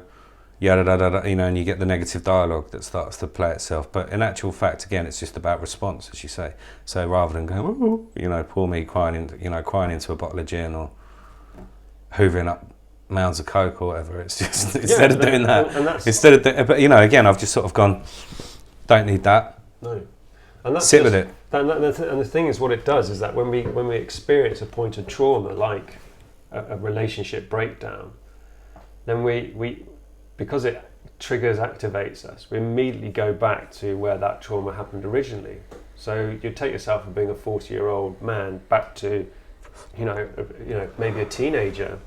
So then you're rationalising from an old perspective, with different viewpoints and different understandings, different knowledge. But it fucks us because we're taking ourselves back to a time which no longer exists. Yeah. Because regardless of our trauma or everything in the past, it no longer exists. It only exists in memory and imagination. We're the ones who are carrying it forward. But it will still take us back to that, trigger that coping strategy, which is no longer helpful in this day and age. So you have to reframe. You have to change the way you respond to stuff. Otherwise, you're just going to repeat. Something I discovered, that a lot of my mental health issues and anxiety is all based around loss. And around death. Like losing my grandparents was a really huge thing. Not seeing my granddad before he died, and then when my nan finally passed, it was just like a real kick in the arse. That was like 4 years ago. And again, I just fell apart. And it's only going back again. I've been using the analogy of sort of Christmas Carol thing, where old Ebenezer gets sort of visited by all the ghosts of Christmas past, and that's been happening to me like lately, where I've been doing a lot of this, you know, the darker work on myself. And I'll be sat there and then for no reason at all, it could even be a memory from Christmas with my wife, or it could be a holiday that we were on, or it could be, fucking hell, it could be anything, you know. All my experiences for the last 20 years were with her, so she was a best friend and I love her and all the rest of it. So literally everything that I associate with feeling good or having a happy memory has basically got her, you know, framed up in the middle of it. So having to actually sit there and be visited by all of these old memories and old ghosts and that, and I was just thinking to myself, you know, use it in exactly the same way as it's portrayed in that story. So you're being visited by all of these memories for a reason, to allow you to remember it, learn from it and let it go. Yeah. And so that's kind of what I've been doing. And you know, everyone laughs when I say that, oh, you know, I've been visited by ghosts of Christmas past, and everyone laughs at me and takes the piss. But if you think about it, that is kind of what you do when you're doing a lot of the shadow work. Do you know what I mean? You're doing exactly that. Well, they say you have to feel it to heal it. Yeah. You have to go through, and this is where we get stuck Man, in it's our been trauma responses. Fuck. Yeah. I've been doing some been hard, man. massive trauma work with a load of clients recently, and as one of them messaged me the other day, it was just like fuck. He's like, this trauma work is so physically draining. I was like, it is, because you've held on to this energy, you know, for many years, and then when you release it, it feels like you've been hit by a fucking car, and it's hard work, and that's why most of us will avoid ever doing this trauma work. Yeah, because no one wants to do it, because it's horrible. We don't want to do it. And you physically, the payback of either dealing with it or going through it, it's just fucking exhausting. Like I was saying to you, over the last month, the amount I've been sleeping, like, I always, this is ridiculous, but I always used to feel like I was cheating myself if I went to bed too early. I've always had it since I was a kid. I might miss out on something. So like, sleep has always sort of been something I need, but I never really paid a lot of attention to. It's gone from that to being really needing to sleep and feeling absolutely ragged and exhausted. Again, we have had a lot of conversations about energetic shifts and stuff like that, and I think everybody I speak to has been experiencing pretty much the same thing. I know you've been incredibly tired. Everyone I seem to speak to, either inside or outside my kind of woo-woo circle of people who I talk to, the more sort of esoteric stuff about, even people who aren't into that have been noticing there's been weird stuff going on. Everybody, and you know, there's we really are in this really truly unique time in human evolution and human expansion of consciousness, and it doesn't matter if you're woo-woo or you're not woo-woo. You know, people are feeling it. Man. People are feeling it. Yeah, everyone's feeling it. There's this sort of deeper fatigue, the emotional pressure and stresses, different things just coming up for no reason. You might be like, I don't know why I'm thinking about that. Yeah, now. man. And it's all massively opportunities to shift this old. This is what I was saying to you about the ghosts of, the ghosts of the past, man. There was stuff came up, like just memories of being with my granddad from when I must have been, fuck knows, 4 or 5. Real like historic stuff that I couldn't even tell you why I've remembered it or why it got pulled up or why it's obviously something that either he was wanting me to remember, or it was replaying itself for me for some reason, for maybe a connection or whatever it was. But there's all sorts of weird little things that came back, and it's just like. But it's those ones to take notice of. Yeah, because all that little stuff which is just coming up just to sort of go. Oh no, but this is what I've been doing. So as I say, rather than go down the psychedelic route, as I said to you the last time, I've been working on my own systems for how I shift this stuff. Rather than, kind of did a lot of that when I was younger, and I kind of know where that takes me. And it's not necessarily always for me if I'm actually trying to sort things out, but I know the mechanism of how all of that works in my brain now and how it actually helps me process. So rather than, psychedelics are always good as a cleanse and a heal and everything, but rather than just dip straight into those as my first port of call, because I've been there so often, I know what the head tricks are now, so I can almost kind of do it less without the psychedelics, and knowing the story of the ego and how all that works a lot clearer now. I can recognise and catch myself at different points and actually work through it a lot better. And it's been good, it's been hard, man. The shadow work's been fucking horrible. Shadow work is there, It's isn't been it? fucking horrible. Just all sorts of stuff coming out. Just with, some of the grittier points that my ex has been bringing up as grounds or whatever you want to call it. It's just like unnecessary, man. So again, there's been my past shit, her past shit, and all the other stuff with all this lockdown and that malarkey. So yeah. Luckily, Everything's been exacerbated. luckily for massively, me, I'm headstrong and I can deal with it. There's been times when it's been fucking bad. Times when I've just felt like walking away from everything, torching the house and just walking away from it. Honestly, I shit you not. I've just been like, fuck it, man, like that. Cigar, boom, walk off. It's been like that. But that's not how we behave as humans, and it's not what you do. But it's been some close calls, man. A lot of tears again. There's been a lot of tears come out the last few weeks, and I kind of got a hold of that again. But that's good though. I think. I put a post up of me crying the other day because I was just like, like a couple of years ago, the idea of crying in front of anybody would be like, kind of ego again is just going, you can't do that, you can't do that. People can't see it. That's weakness. It's weak. It's weak. And what I find, we know crying is amazing. Release those energies, the toxins, all that shit. So I think whenever we feel like crying, we must cry. It's just one of those things where emotionally I've been so fucked that I got to a point where I kind of cleared it, and I got over that because going from spending like fucking hours a day just in bits to then suddenly realising there was a day when I hadn't cried, and then there was suddenly a week when I hadn't cried, and then it's all just processing, isn't it? It's just processing, all just like. But again, because of that, because the divorce is all coming through and that now. Again, it's just sort of dug up a lot of stuff. But yeah, man, it's been tough. It's been tough. But not dead. I saw a great quote where it talks about what doesn't kill you makes you stronger, but instead of stronger, it says a load of other shit. A load of other shit. Like, that's brilliant. Well, I mean, I just hope for all of us. I hope for everyone on this planet that things do become easier. We're still definitely balls deep in this. That's going to be a long way, man. I think uncertainty.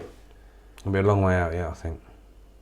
I mean, Bojo reckons, by Christmas we might be going back to normal. I'm just like, by Christmas, I'm kind of thinking it's. I'm calling bullshit. There's going to be another fucking lockdown somewhere between October and March. There will be. There just will be. It's not. There's the bigger second spike that they always say comes. With anything that's like this sort of pandemic, it's always the second one. I remember watching a video with Bill and Melinda Gates recently where they're being interviewed. I did find it a bit disturbing how when they reference, if people didn't notice the first wave, they'll definitely notice the second wave. And there's this curious grin and smile over both their faces, which kind of perplexed me. Maybe I'm overthinking it.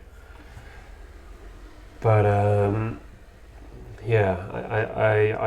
worry for everybody if we go into a second lockdown and this second wave, and not just the people who will lose their lives due to it or other complex reasons, but just the. So there's all sorts. There's just all sorts of weird stuff again. Just going back to the anomalies. First of all, they were saying that it certainly wasn't something which had been genetically modified, and it's come out since that it has been. Or apparently there was a new paper coming out saying that it was definitely tinkered with to actually turn it into what it is. But I think the fact that it's in a lab suggests that it's being tinkered with. Yeah, but they kind of, they sort of staunchly denied that it, it's just been a standard genetic mutation and jump over. No. I think there's I mean, again, hearsay. Yeah, we're no experts. We're no experts at all, so it's just opinion at this point. But the fact that you had obviously the Wuhan Institute of Virology there. Apparently, the Americans had funded, thrown like $3 million towards some funding to look at the COVID. Apparently, COVID is patented. Well, one of them is anyway, isn't it? One of the SARS. One of them is, Yeah, COVID-19 isn't, but there are other ones which are part of the SARS group that are, apparently. Yeah, and but then also, I think there's a group of scientists in Norway who found that there was over 15 to 20 different strains of COVID-19 at the time they tested it, and that was in March, and so it's rapidly changing and mutating depending on apparently there were 13,000 different mutations of it were brought into the UK. That again, that's from, I'll find the paper, I'll see if I can find you the paper, but yeah, it says that there are over 13,000 different mutations, so it's something which is. And do you know what I find really really bizarre is how people from ethnic backgrounds are multiple times more likely to get. I find it peculiar. More extreme, It's the fact that it seems to be so genetically selective and indiscriminate. Well, or discriminate, you might say. Yeah, I just there's like why? But like you say, there's some people who will literally kill, and then other people, even the same family, who will be okay. Yeah, I mean, I genuinely believe now, after having a conversation with Hannah, after she, her client came in literally this week, it was like I was really, really ill. I was tested, proved positive that I had COVID, and she was like, I must have given it to you. Were you all right? And I was like, yeah, we've been fine. But then, is that because she's frontline with the public and she has a really good immune system? Quite possibly. Because again, I was always told that I must have a pretty good immune system because you're just exposed to everything. Yeah, people all the time. Yeah.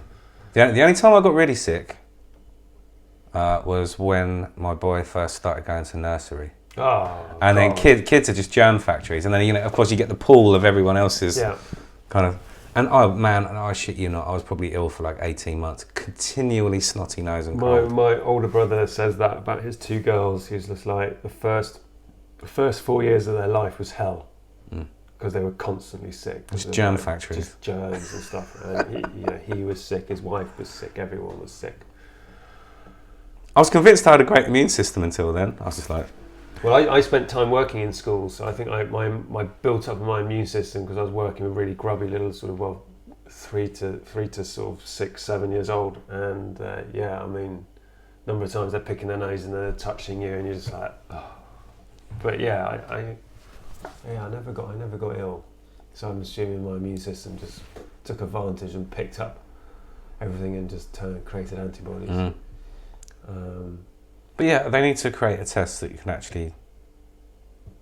There is a test, isn't there? There's a swab. They can tell whether or not you've had it.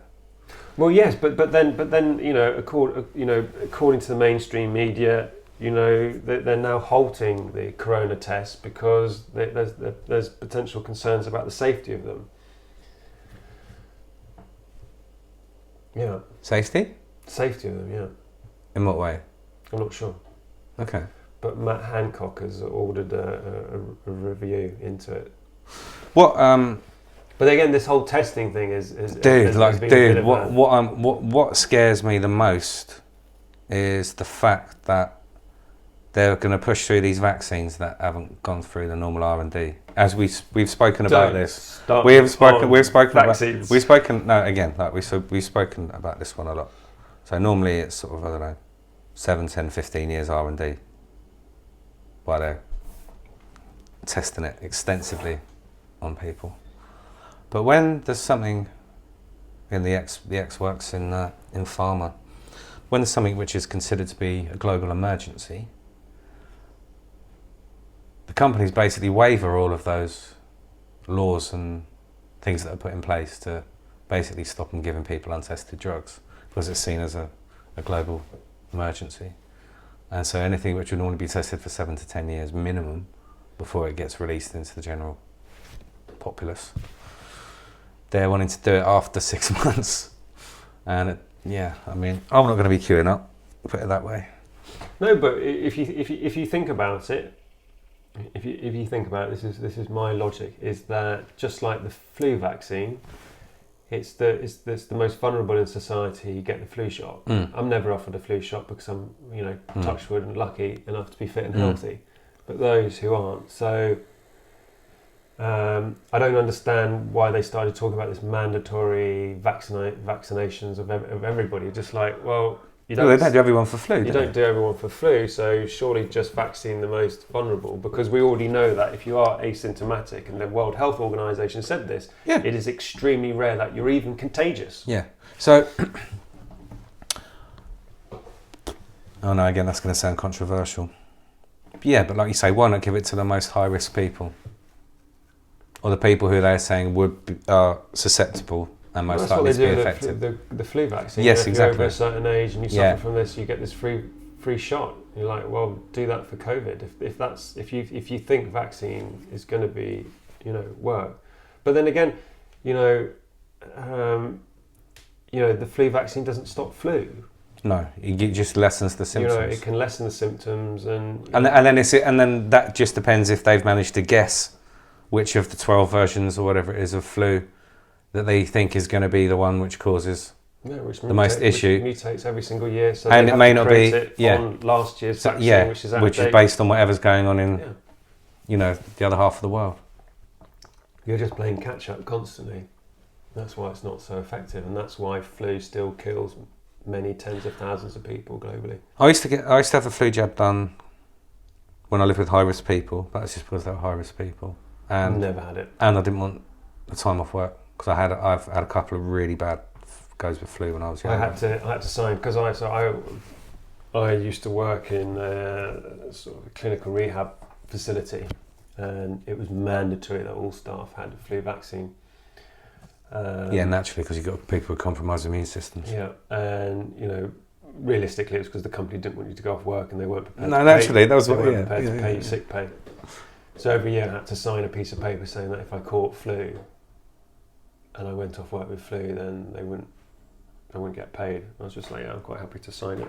I never got sick, but I think because I was working in that environment with people with all sorts of diseases and stuff, and viruses and horrible things, that your immune system naturally sort of adapts. But that's the other thing that I find bizarre is that the government's not talking about or promoting how people should be building their immune systems. Our body's been creating these immune systems over many thousands of years, hundreds of thousands of years. There's ways that we can enhance that. Hugely intelligent system, and I mean, and this is the silly thing is that the human body has been. If you took my blood now, it would probably test positive for dozens and dozens of viruses. Just naturally, we're breeding ground for all sorts of stuff, but my immune system's strong enough just to sort of keep all this shit at bay. So I find it strange that they're not promoting, and why are they closing gyms, but you can go to the opera? You can fly on a plane, but you can't go to a gym. I mean, at least with a gym, there could be a system where the machines are wiped down and cleaned. Yeah, every time. Like supermarket trolleys. But realistically, a lot of people have spent 3 months sat on their sofa, not even in the sun, being depressed or being getting depressed, pissed. anxious, upset, probably maybe abusing alcohol and drugs because they're feeling shitty, and weakening their immune systems. I have smoked more weed, but man, I've needed something. Of course, we found ourselves for the first time in history in this really weird space. I still look back on the last 4 months and go, did this really happen? At least in during wartime, fair enough, you had to be in. There were curfews, and if the air raid sirens went off, you had to be underground or in a safe place or whatever. But you weren't shut in your house solidly for 4 months. Fair enough. There wasn't a risk of dying or being bombed or anything like that, so I'm not trying to compare it to that. But from a social perspective, at least you could still socialise and see your mates and go to the shops and do the normal stuff to the normality that it could possibly be lived. Whereas now it's almost the complete opposite. We aren't allowed to get together, we aren't allowed to socialise, we aren't allowed to party.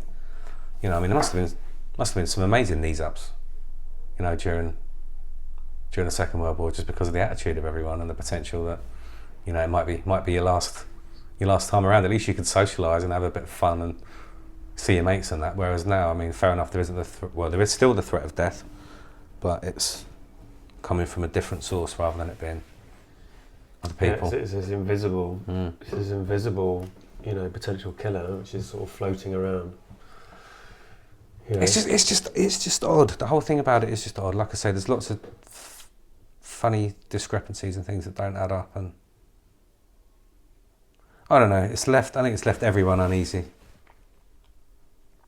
No, I mean, you know, I mean, you know, I've been involved in a few sort of like discussions on, you know, like Facebook or something, where, you know, people get very upset and irate about lots of different things, and there is definitely this sort of there's this, regardless of what we think, there's definitely this separation, you know, for all the people who sort of say we all must wear masks, that we're in this hugely dangerous pandemic time. There are equal amount of number, if not more, people going, I call bullshit, I don't even believe in this anymore, something's wrong. So it kind of, regardless of what's going on, and, you know, let's face it, neither of us know exactly what is going on. We're just thinking out loud. But again, it comes back to the fact that I really don't feel the government has delivered clear, concise messaging on any of this. It's not been dealt with well. And, you know, Boris's sort of bumbly kind of approach to sort of things of, oh, well, okay, you know, let's get everyone back to work. You're like, dude, you and the mainstream media have spent the last 3-4 months terrifying people so much that some people I know haven't even left their house. Oh, no, I know.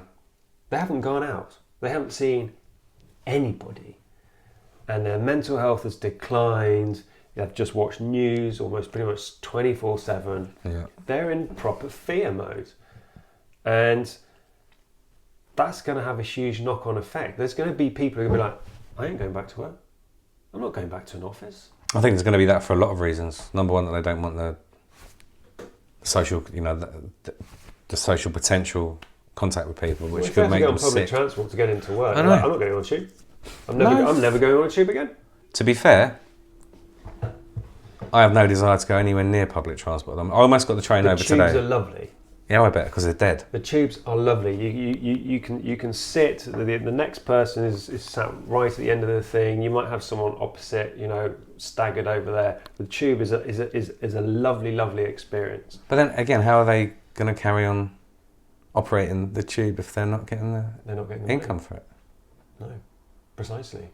Like I say, they're not. You know, that's me running. That's me running with it. But this is these big knock-on sort of things. Is that, you know, Transport of London might go, well, I mean, there's no point. Well, because the government's encouraging everyone to cycle. Buy a bike and cycle. I'm like, great idea. I really like that idea. We extended all the bus lanes. A lot of London now is a single lane because the bus, you know, the cycle lanes are 3 times the size they were.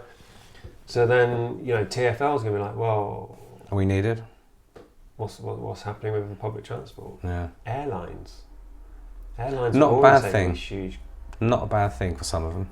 No, because I mean, I don't know if it's a complete coincidence, but I mean, you know, from the beginning of lockdown, you know, for 3 months, the weather was back-to-back shorts, t-shirt weather, like unheard of, right? And the sky was clear, and like you, we live pretty much on the flight path. You know, come 6 o'clock, the planes start flying over, and not having any of that, and how clear the skies were, and you could feel the air after about a month or so get fresher. I was like, oh, I could get used to this. No, same. So I, you know, people say they hated it. I loved it. It was quiet. I could hear kids playing. I could hear all the birds singing again. There wasn't a plane over every 90 seconds. You know, I could actually sit outside and have conversations without being drowned out by the sound of the M25 or the planes going over. You know, so many things. Being able to sleep with the windows open. Driving around London was an absolute joy. Mate, some of that film you sent me just looked apocalyptic, man. It was just like there'd been some mass event, you know, like those disaster movies where like you get locked in a cellar and then you wake up and like everyone's just little piles of sawdust. Oh, yeah, if you needed to do some filming like post-apocalyptic London, the time to film it was during the coronavirus because it was I mean, I had so dead. I had a few flits over to East London at that time, as you know, and it was very, very quiet everywhere. Oh, beautiful. It would take me 7 minutes to drive to work, which is normally like a 30-minute drive. Man, just some of that film you sent me, and it was just, it was actually almost scary in a way. There was something like quite... But it was. It really, for the first few weeks, it really, really sort of... It played with me a lot. It did, because I was just like, ooh. Yeah, I'm used to being surrounded by literally loads millions of people. I know, yeah. And they're just gone. Yeah. And like our streets around here, you know, which is a lot of international sort of people, they packed up, lights out, cars were packed, or they moved out. Yeah, gone. I know. You're going to see a lot again. It's only going to get worse. But what we've noticed, because we're looking to move, is the rental prices drop like 25-30%. No. Yeah. It's dropping. It's dropping in London. It's dropping. Outside of London, it's still fairly stable at the moment. But I think, you know, I know half a dozen people who are all London based who are like, we're leaving. We're not going through this again. We're going to move out and just commute in.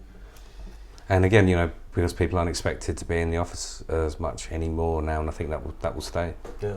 So again, you're going to have just a knock on of all of it. You're going to have a lot of empty commercial space. A huge amount. And residential. Yeah. So this is the thing. It's not just, you know, we've come through this sort of first wave. Let's hope it's the final wave, but I'm not so sure. This first wave of this coronavirus. But it's the absolutely apocalyptic knock-on effect of like I said earlier, the potential for like 50 million people in the tourism industry globally to lose their jobs. Because tourism is going down. Like one of my friends runs a recruitment company for leisure industry, you know, restaurants and stuff like that. And he's just like, I'm not even sure we're going to make this. God, a successful company. You know? Again, I was just flipping back in my mind, just thinking about all the flight crew. Yeah. Who's hair? You know, I used to do a lot of hair for the flight crew, working where I worked. And yeah, they must have all been grounded, literally. Yeah. I suppose it's just starting up again now. But. Yeah, it's, you know, just so many jobs, and you know, and tourism, because even though personally I'm not that worried about my personal safety with all of this, but it's like, would I want to get on a plane now and fly 4 hours on a plane, sat with a load of people I don't know? So, but again, you know, it's like, no, probably not. Like I say, like you know, like my ex saying she still wants to go away in August. She's heavily pregnant, sitting in a confined space with a load of people. I'm supposed to be shielding, so that obviously because we swapped the boy between the pair of us, I'm supposed to be shielding to protect her and her pregnancy, and yet she's about to go and get on an aeroplane potentially with another few hundred people. Yeah, see, I'm not sure I would do that, but I wouldn't either. But I'm not sure I would. I wouldn't want to. I just don't want to put myself or anyone else who I know at risk if there is a risk. You just got to be socially considerate, I guess, haven't you? And just do what we're told. And I agree, and that's the important thing. And you know, I mean, I was challenged this week on social media regarding masks, and I'm just like, you know, and I'll say it again here on camera, is like, you know, I don't like wearing the mask. Do I believe that they're as effective as they say they are? No, because general public don't know how to wear masks. I've worked in healthcare and everything for over 20 years. I mean, I'm infection control, so I understand this, you know. But, you know, when I'm legally required to wear a mask, you do. You know, to go to the shop, to get in a cab, to go on the tube, I've always got masks on me. You know, I'm still going to do it, and I practice social distancing when I'm walking on the streets. You know, I'm playing by the rules. Do I like wearing the mask? Absolutely not. It's horrible. The other day, I had a bloody curry for tea, and sat in a taxi, and I literally just getting feedback. Feedback of this curry and my stale coffee breath, and I was just like. But my favourite one are people who sort of half wear them. Right, that one. There's one serving me the other day, and I was just like, you know, you're supposed to cover your nose up. She's like, oh, I can't breathe if I do that, and I was just like, and you might as well have it. Like, all right, love. I was just like, all right, love. I saw someone, you know, those eye masks you get free on aeroplanes. Yeah. over his mouth. So that's brilliant. Some of them do look like they're wearing like someone's lingerie on their face. I don't know. Have you seen that? I've seen a couple of photos look like from America of like no, knickers. some of them look a little bit like sort of dodgy G-strings or something. I think I think realistically people need to do whatever they do to make themselves feel safe, and we all need to be considerate, and we do need to protect the vulnerable. That's very, very important.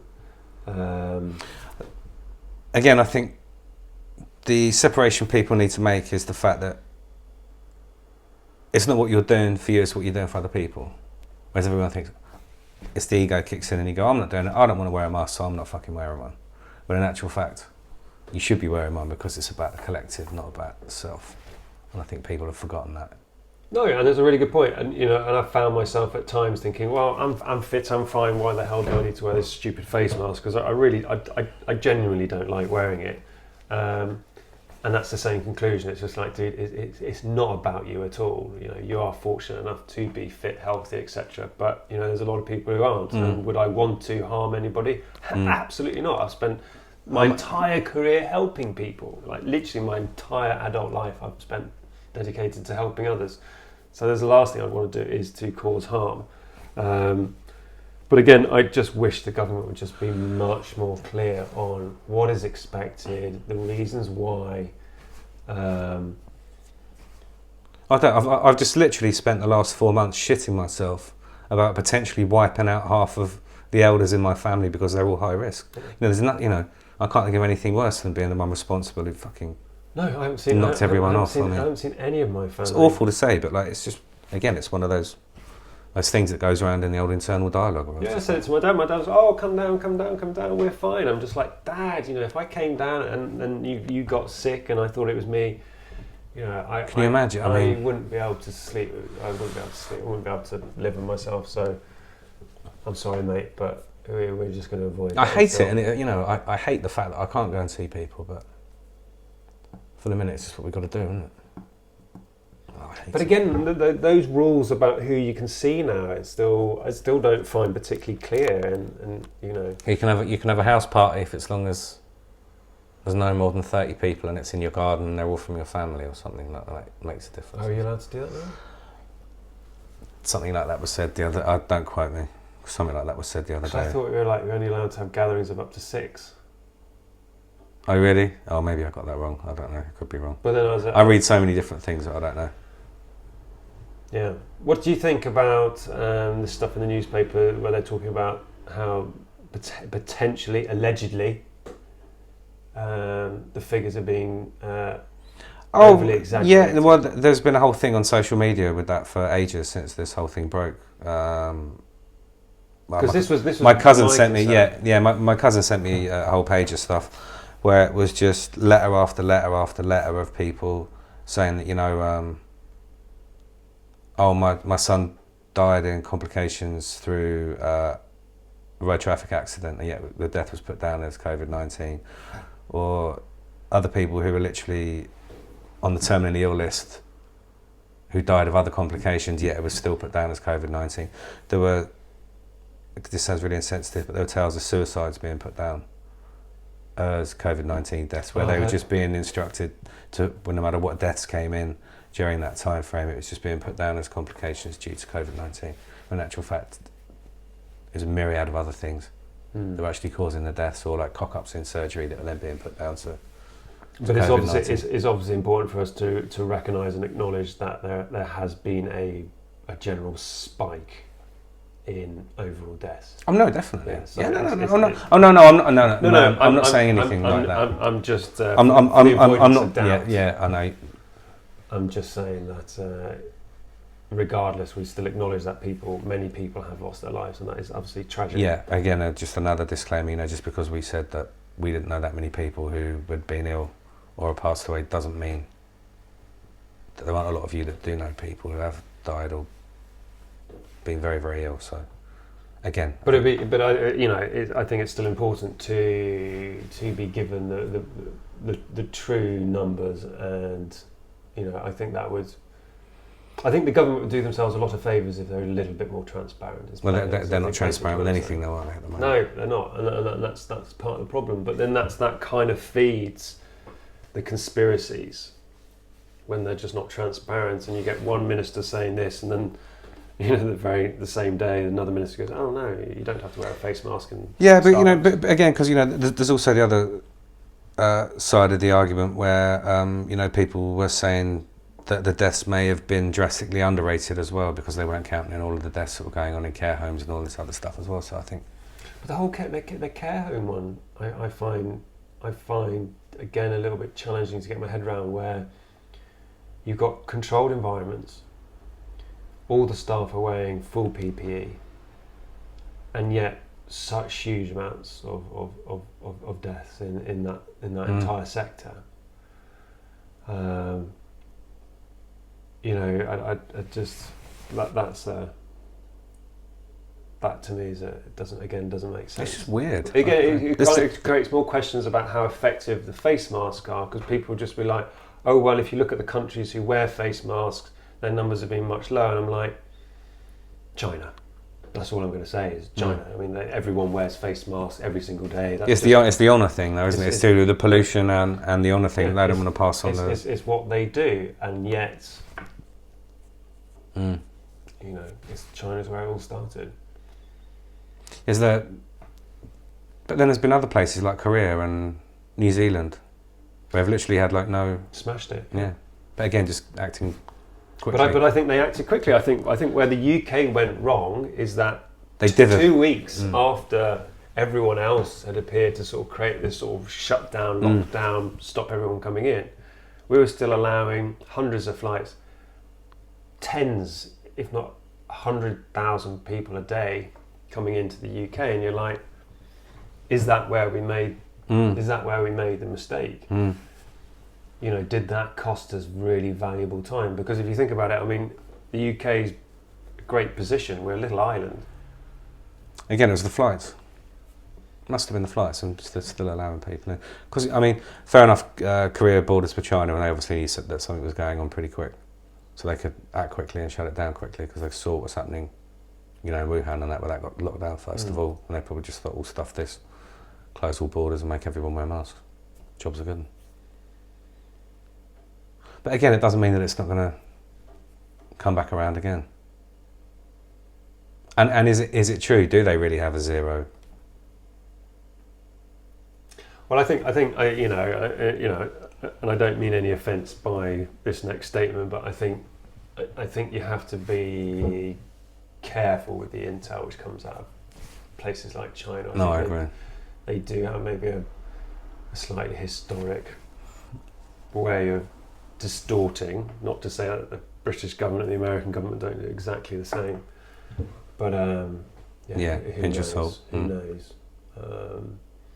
I mean, Trump seems to be furious with China at the moment, and I guess we'll see what happens there.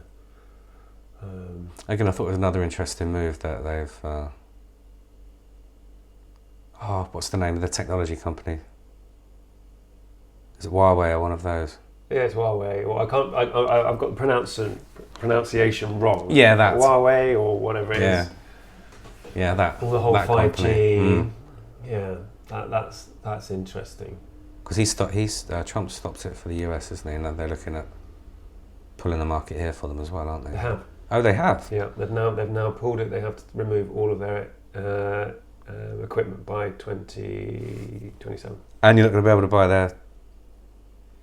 I'm not sure how it affects buying their handsets. But it's just the network. I think it's to do with the network and something to do with chips and how much information they obviously have access to.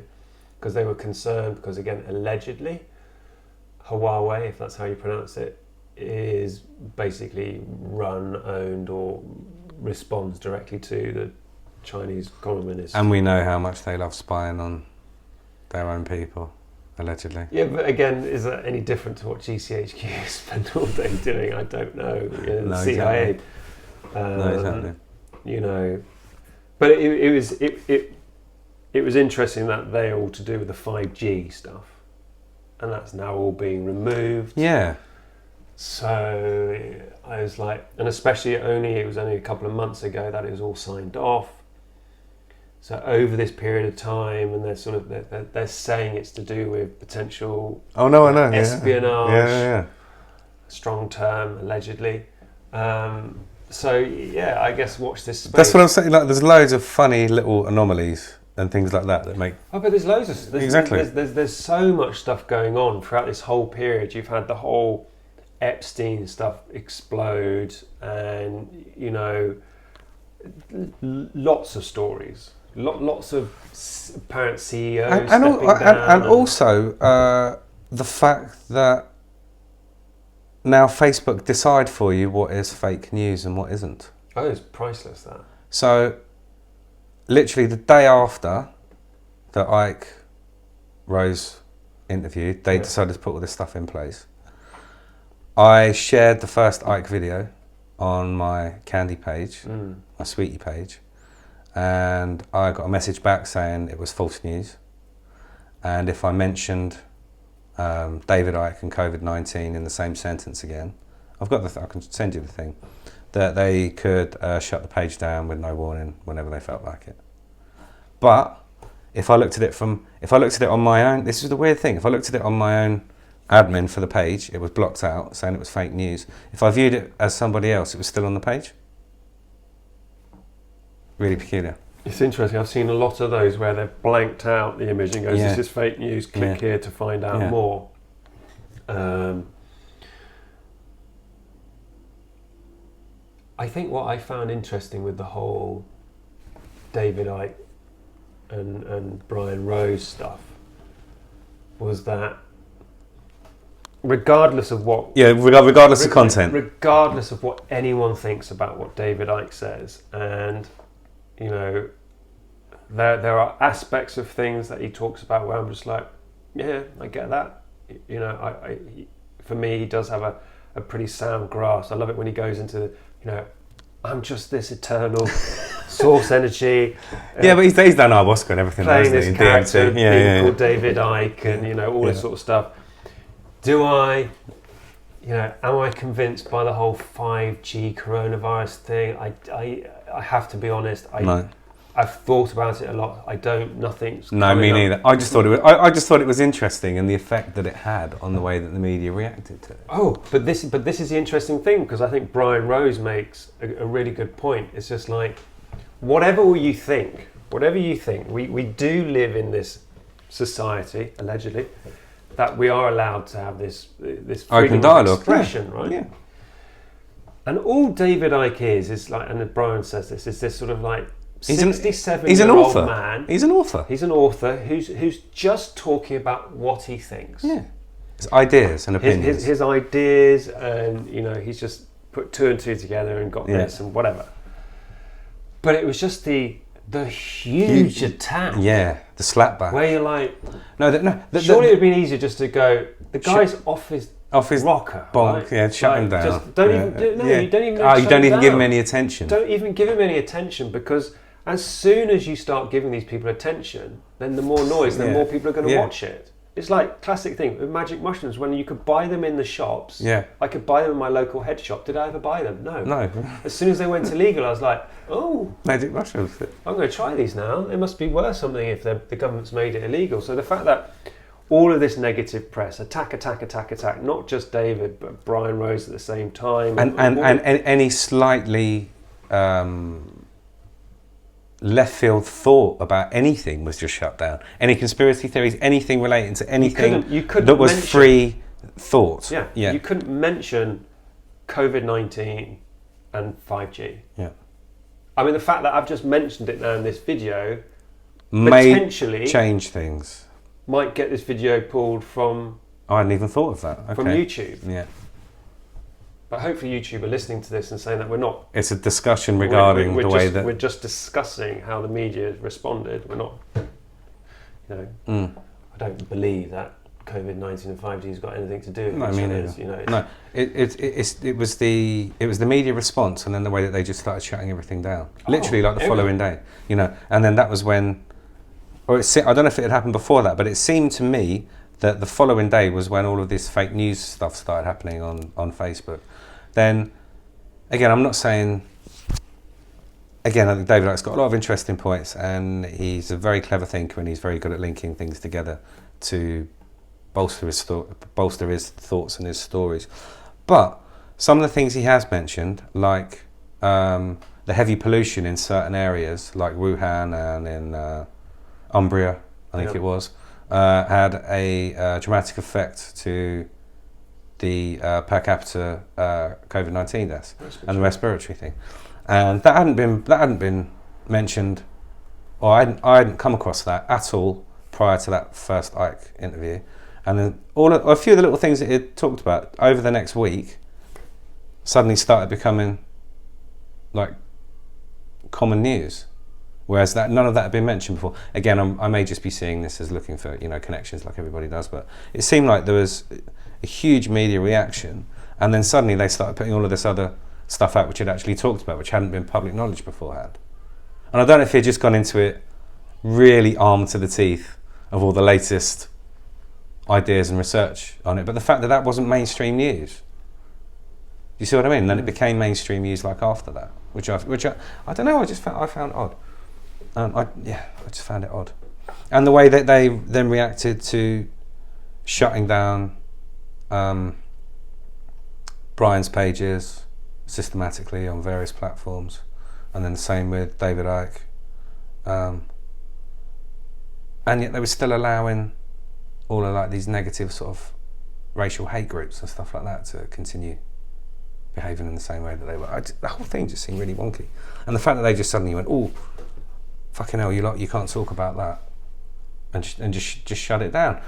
We've always been at, like even YouTube. I mean, I remember the thing like 5 years ago when they started shutting down a lot of the weed channels on YouTube because they just decided suddenly that they didn't like weed anymore. And again, there was a big uproar to that. Loads of people's accounts got shut down.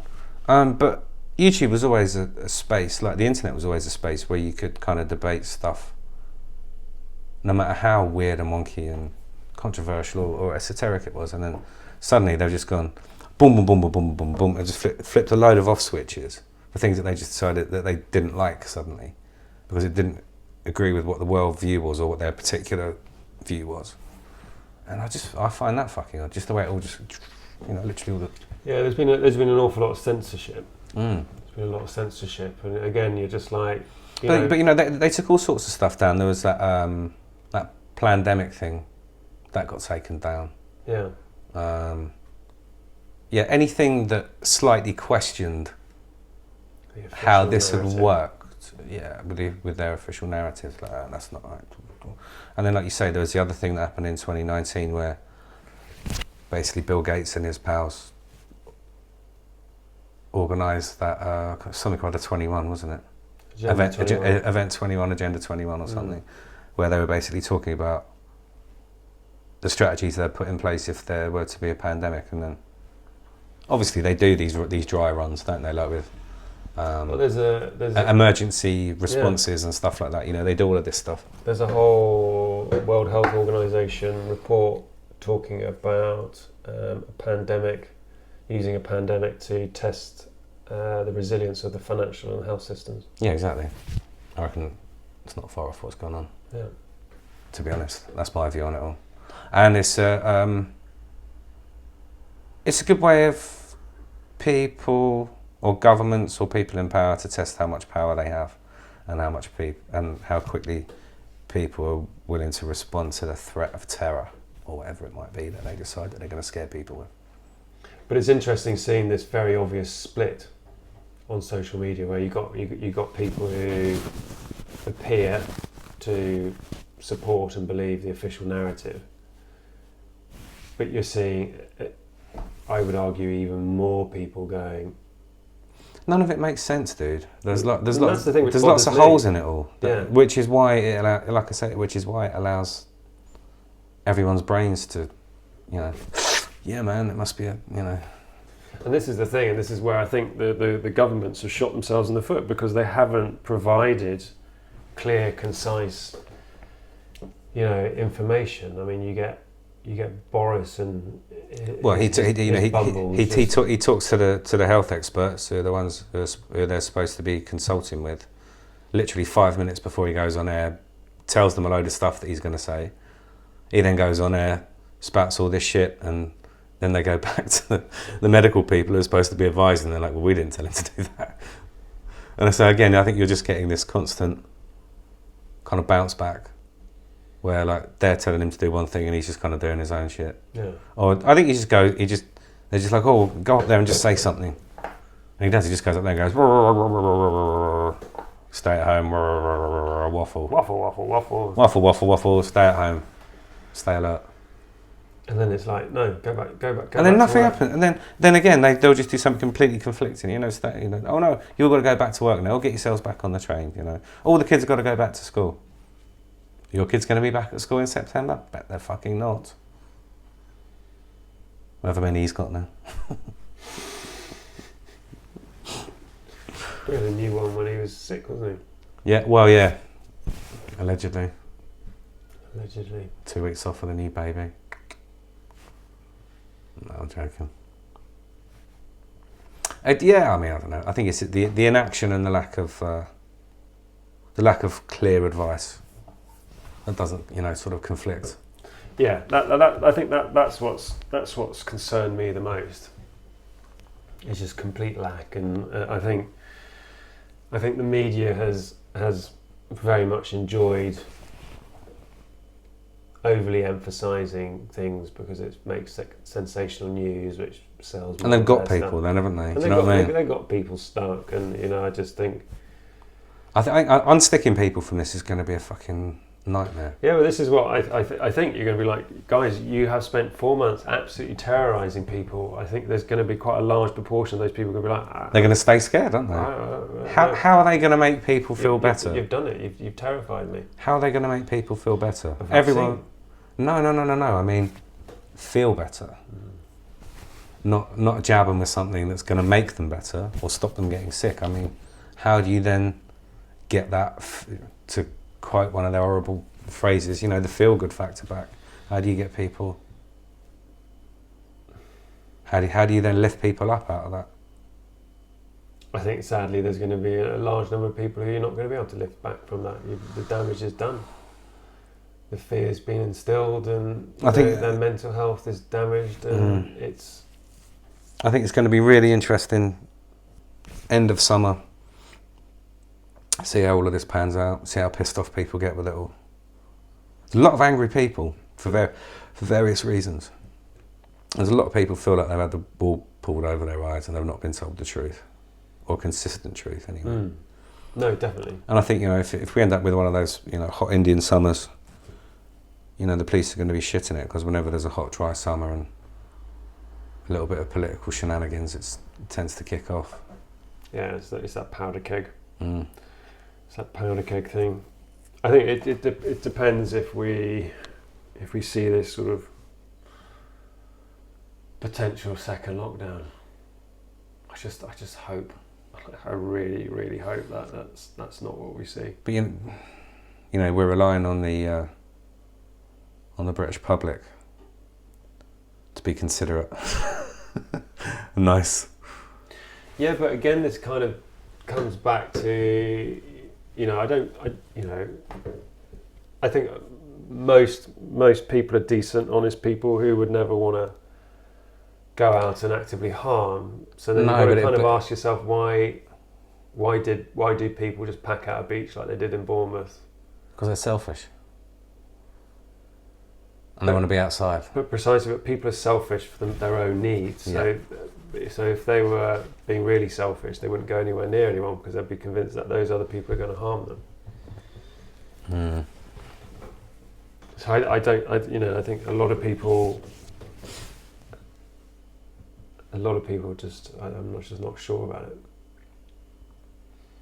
Yeah, it's not going to do anyone's head any good if it happens again, but I think everyone's kind of ready for it though. And I think the problem is, because it's happened once, people know what to expect now, so it's something that they can just drop on us kind of when they fancy it.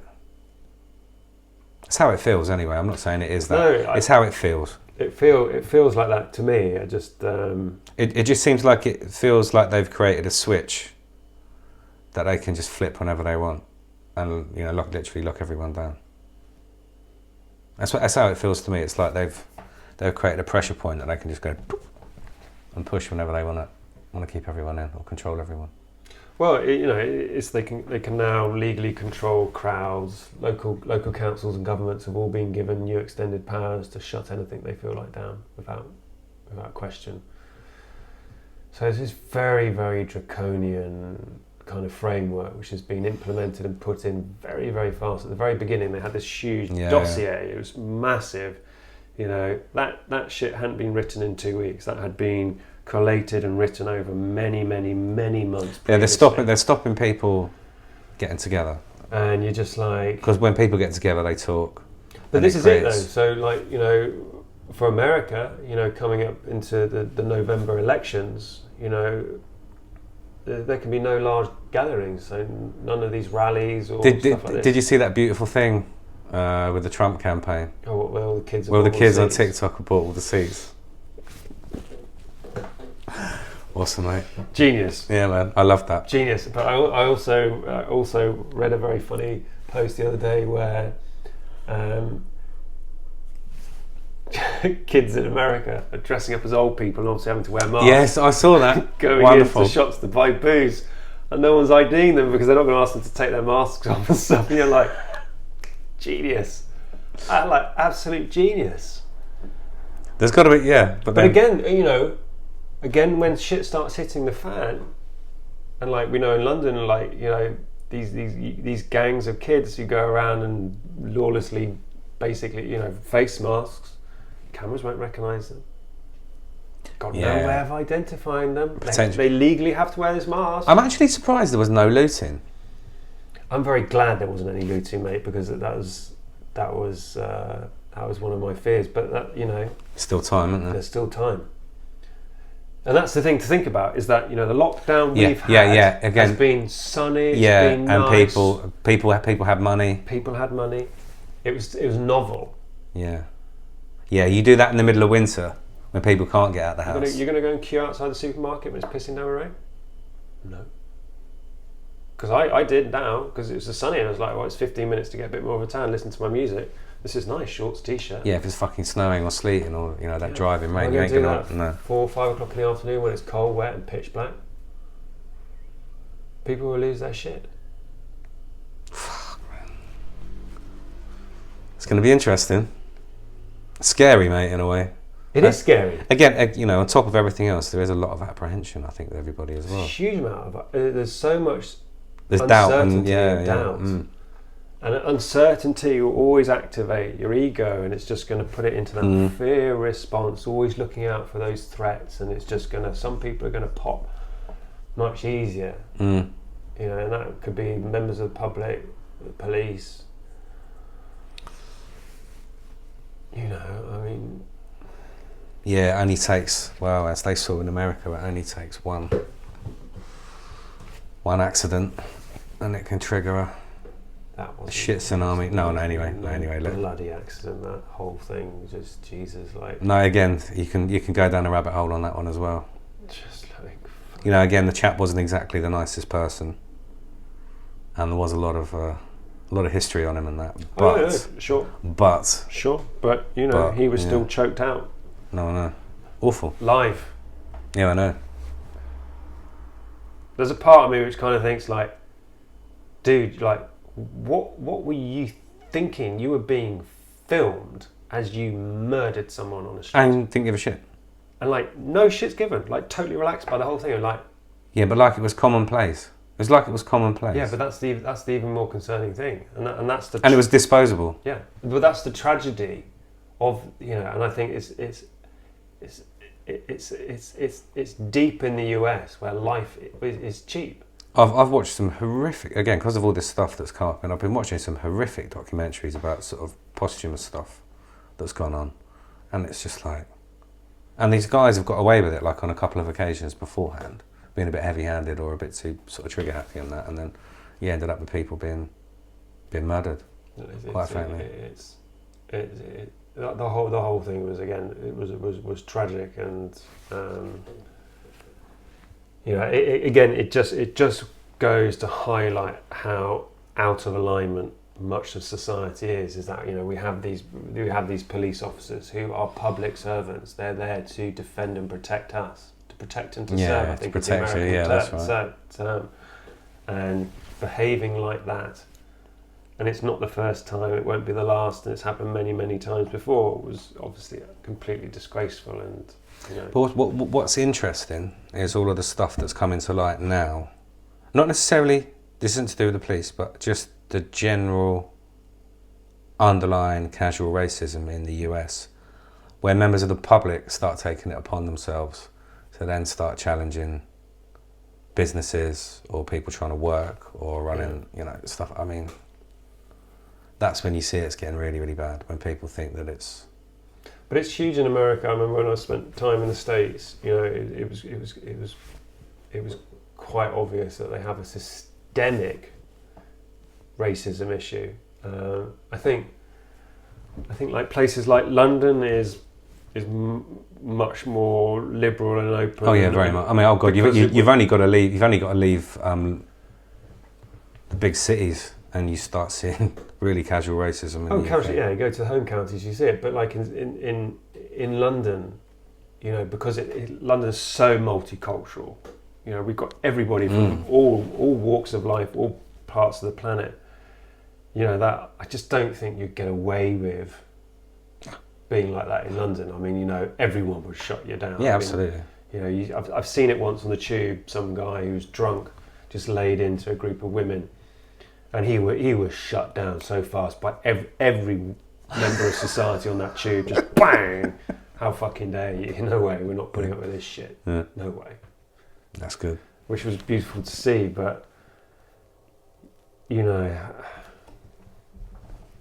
America is a place. I mean, I worry for Americans. I love America. I think it's an amazing country, and I'd love to spend more time there. But there's just so many reasons why not to. There's so many reasons why I wouldn't. No, someone asked me had I ever thought about moving to America and taking my business there, and I was just like, there are many reasons why not. So, guns, corrupt police force. Yeah. Yeah. It is concerning, but I guess like everyone, we just need to sit back. We just need to wait and see how. Just being the observers at the moment, aren't we? Again. I think that's all we can do, unless we could kind of work out a way of kind of like psychedelically bombing all the sort of political people. I still think ayahuasca should be a prerequisite for anyone who wants to go into They should film it, as I said, or they give everyone 10 grams of mushrooms. All the potential leaders, you interview them beforehand. It's filmed.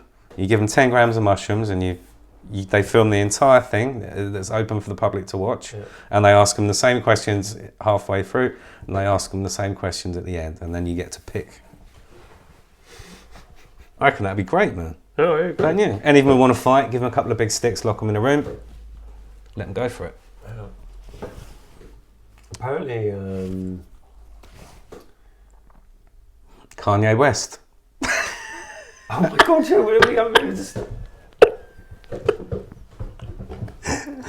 don't need any mushrooms, does he?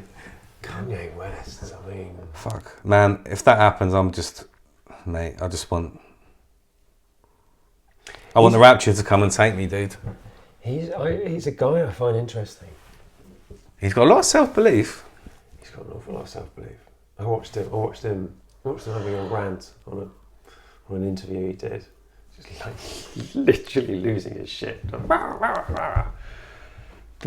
I remember when Joe Rogan was sort of saying that he was potentially going to do an interview with him, and I was just like, there's no way that would happen. I'd love to see that. I bet you Kanye's people just jumped in there like, there's no fucking way you're doing that. There's no way. Yeah.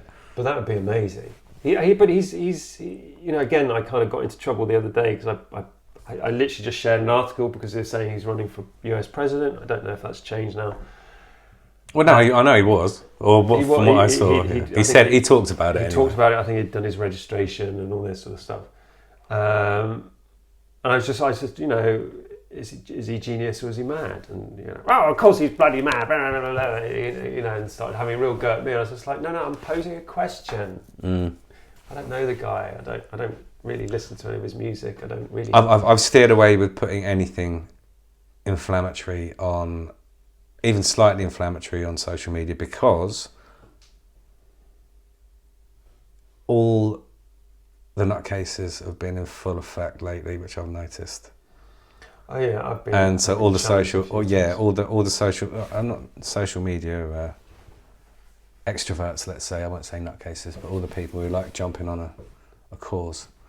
And so I've been very aware not to put anything inflammatory. Even the things that I've posted which haven't been intentionally inflammatory, people are finding ways of. Oh, it's amazing. That's why I've been a little bit careful with what I've said on this, to be honest with you. It's amazing. I've tiptoed a lot. It's amazing what triggers people. Anything at the moment. But I think that, again, that just goes to shows the heightened, the you know, where people are in this collective consciousness, and this is why, again, it's so imperative that the British government and the world leaders give us a very clear, concise message of right, because this is a global issue. So what is really going on? Because you get different organisations who are meant to be the top people in their arena saying different conflicting things. You're like, come on guys, in this day and age it's really not that hard to get on a Zoom call and go, right, we're going to do a press release today. Does everyone agree with what we're going to say? Yeah. Or no, well, let's have a discussion. Because there's nothing worse than creating confusion in the general public, because that is where it's going to cause you more and more issues. So you're doing yourself a disservice by being wobbly on what you're saying and not clear. But apparently they haven't been having these sort of meetings with sort of Scotland and Wales. So there's one defined.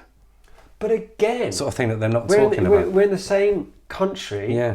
Why is Scotland and Wales and Divisions, Northern Ireland doing something different to what we're doing? Yeah, exactly that. If you're following science. Exactly that. So again, it just shows that he's not including the rest of the country. Well, it is still the same country, for fuck's sake, regardless of borders. It's the same land mass. Yeah. And you know, we don't have any borders.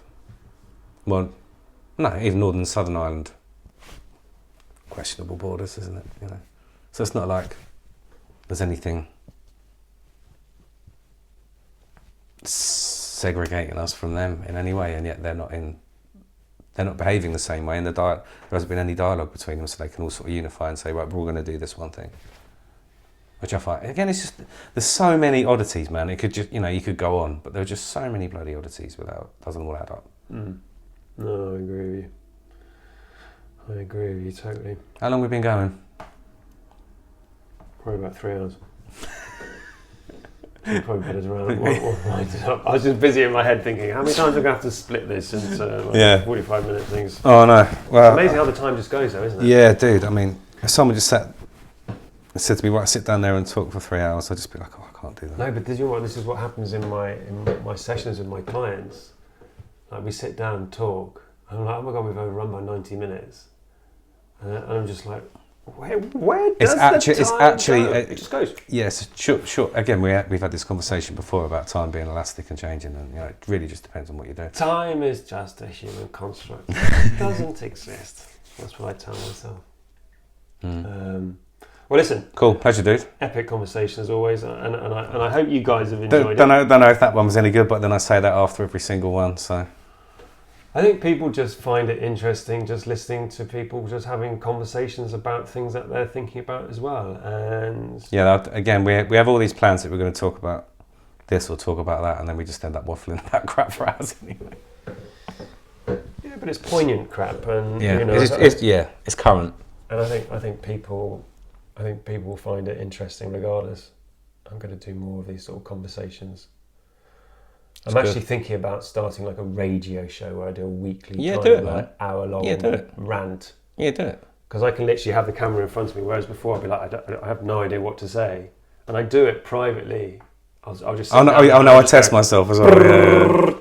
And like 90 minutes later, I'm like, oh, I could keep going. And then you're like, oh my God, I didn't even have a script. And I've got no one to talk to. It's just... I do a lot of comparing, Yeah. and you kind of get into that thing where you're, especially if you've got an iPad here and you can go, oh, right, well, I'm going to talk about this now, or that, or... I must come a bit. I say this every time as well. Phone-ins as well. I must come a bit more armed than I normally do. I just sort of turn up and go, "Oh, right, what are we doing?" But I probably could be a bit more structured, but it never works out. And it's always afterwards. I think, "Oh fuck, I should have said that." I'll come up with like some really amazing like. I quite enjoy the sort of lack of structure. There are things that I always think about afterwards. Damn, I could have classic. used that. But Classic. I always think about that as well. But you're just like, it is what it is. Cool. It's just this free-flowing sort of conversation, which I enjoy. Brain waffle. Yeah, brain waffle. But anyway, big love. Thanks for tuning in. Pleasure as always. Thanks for tuning in to the Awesome Boon podcast. Big love to you all, and we hope you have an amazing day. Yeah. Love to all. Done. Done. Easy peasy. Nice. Ooh. Oh, right. Time for a wee. Well, thank you for taking the time to listen to 3.75 hours of Penn Chan and myself conversating on lots of different topics, and I hope you enjoyed it. I hope it wasn't too long. I know nearly 4 hours is a pretty long time for a podcast, but when we kind of get started, it's difficult to sort of stop. Once again, thank you for tuning in. I really do appreciate it. If you have any feedback, if you have any ways or any suggestions you think should be useful for me to improve the way that I'm doing things, please just send me your recommendations or feedback. It doesn't matter if it's negative or positive. I'll take everything squarely on the chin, because I'm actually just really interested in expanding and improving everything that I do for you guys. So don't be shy. Let me know if there's a way that I can improve things, because I'm quite new to this and I'm certainly not some sort of tech geek where I've got everything down to a T. So any tips, any suggestions, then please do let me know. Again, if any of you are interested in coming to join us on the retreat this October, then do just DM me, drop me an email, super easy, and I'll send you all the PDF information concerning that. If you want to talk to me about my coaching work, the one-to-one work I do with private clients, again, you can find all the information at awesomeboon.com. Super easy. Just go there. You can contact me through the website, and we can start chatting on WhatsApp. Super easy. Or have a video conversation about spending some time together and doing some work. If you want to sort of fix some issues that are holding you back, if you want to sort of improve your confidence, you want to deal with anxiety, depression, past traumas, etc., then let's start having that open conversation together, and we can start you on your healing journey and get you all fixed up so you can become the very best version of you, which is ultimately why we're here. But other than that, I just want to thank you so much for tuning in. I really do appreciate it. Have an awesome day and take very great care of yourselves.